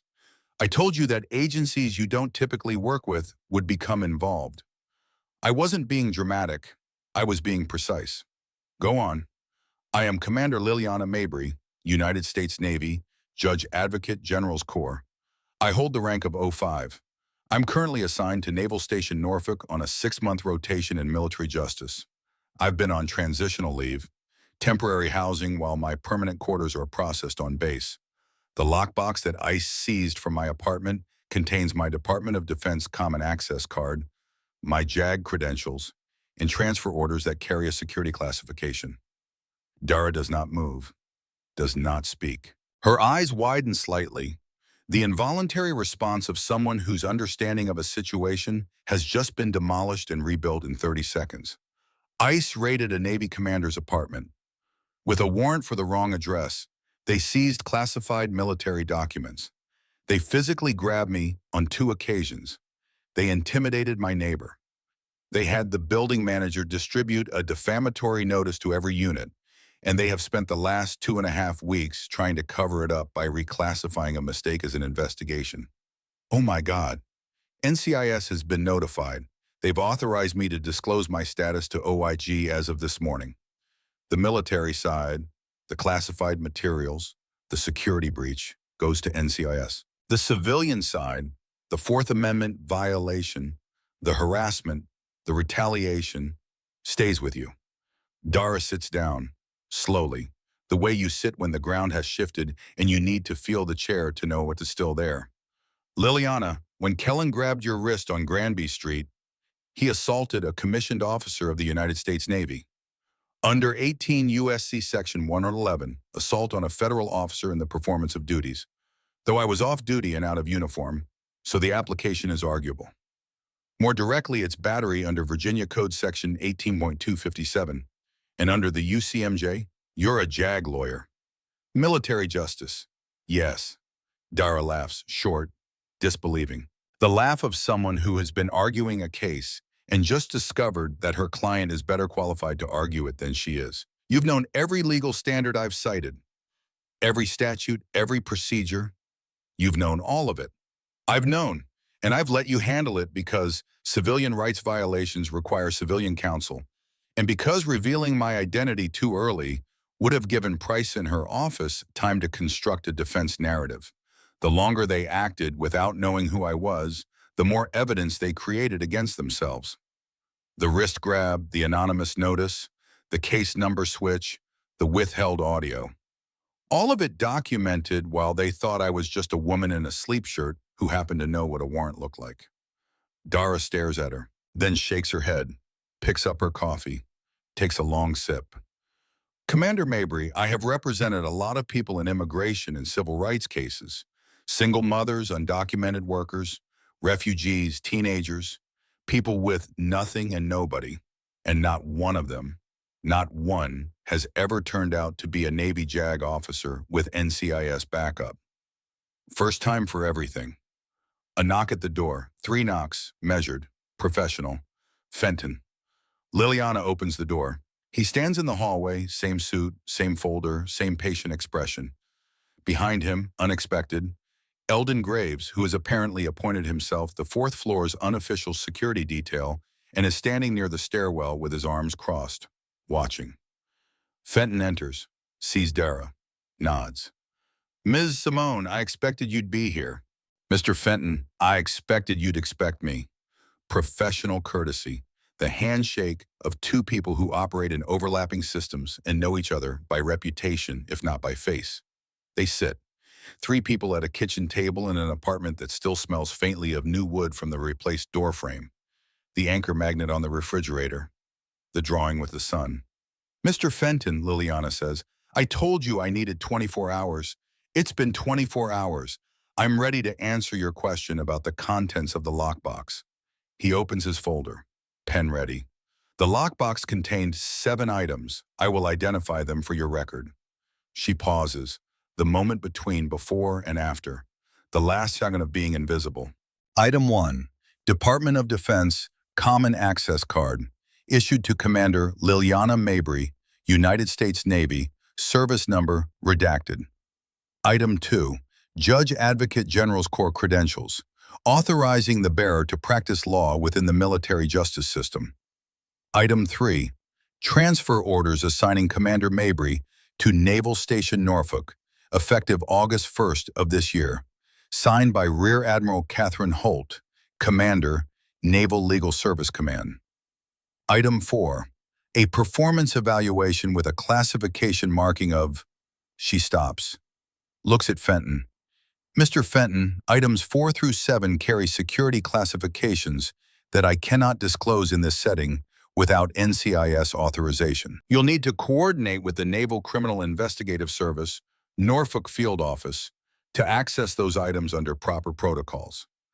Fenton's pen has stopped. His face carries the expression of a man who has been investigating federal agencies for 12 years and has just encountered a fact pattern he has never seen before. Your active duty Navy. Commander, 05 JAG Corps. He has raided the apartment of a... He stops, sets the pen down, closes his eyes for exactly 2 seconds, opens them. Ms. Mabry, Commander, I need to inform you that this disclosure fundamentally alters the classification of my investigation. What began as a procedural complaint is now a potential interagency security incident involving the unauthorized seizure of classified military documents by DHS personnel. I understand.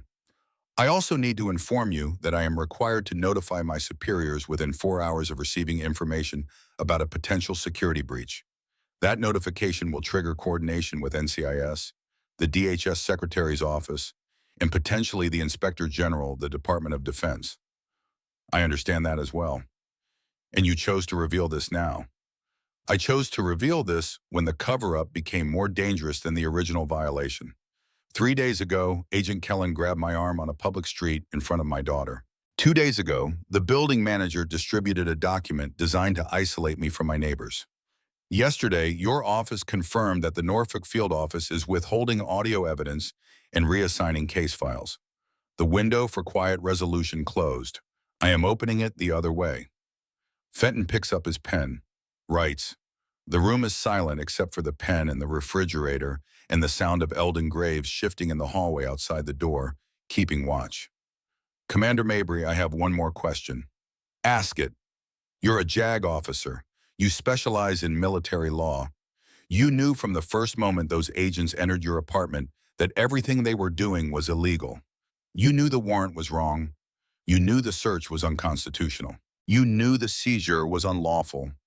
You had the training, the knowledge, and the rank to shut it down with a single phone call. Yes. Why didn't you? Lylyana looks at the refrigerator, the drawing, the sun that Zora put in the sky because a 7-year-old believes every picture needs light. Because shutting it down wouldn't have changed anything. They would have apologized, returned my property, written a report, and done the exact same thing to the next person in this building. Someone without my training, without my rank, without my resources. Someone who wouldn't know that the warrant was wrong. Someone whose lockbox would just contain birth certificates and rent receipts instead of military credentials. Someone whose 7-year-old would watch her mother get dragged out of a kitchen and never understand that it wasn't supposed to happen that way. She pauses. I let it play out because I needed to see how far they would go when they thought no one was watching who mattered. And now I know. They go all the way. Fenton writes. Dara watches. The anchor magnet holds the drawing to the refrigerator. And somewhere in the Norfolk Ice Field Office, Deputy Field Director Joanna Price sits at her desk reviewing a case file that she still believes is under control.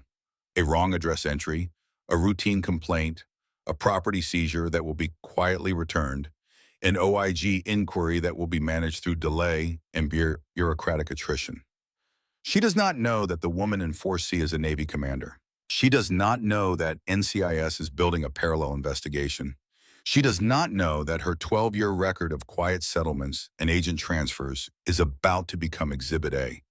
In a case that will not be settled quietly, she does not know any of this. But she will. She let them dig their own grave. She handed them the shovel, and now the ground is about to open up beneath their feet. Part 3 is where everything changes. Don't miss it.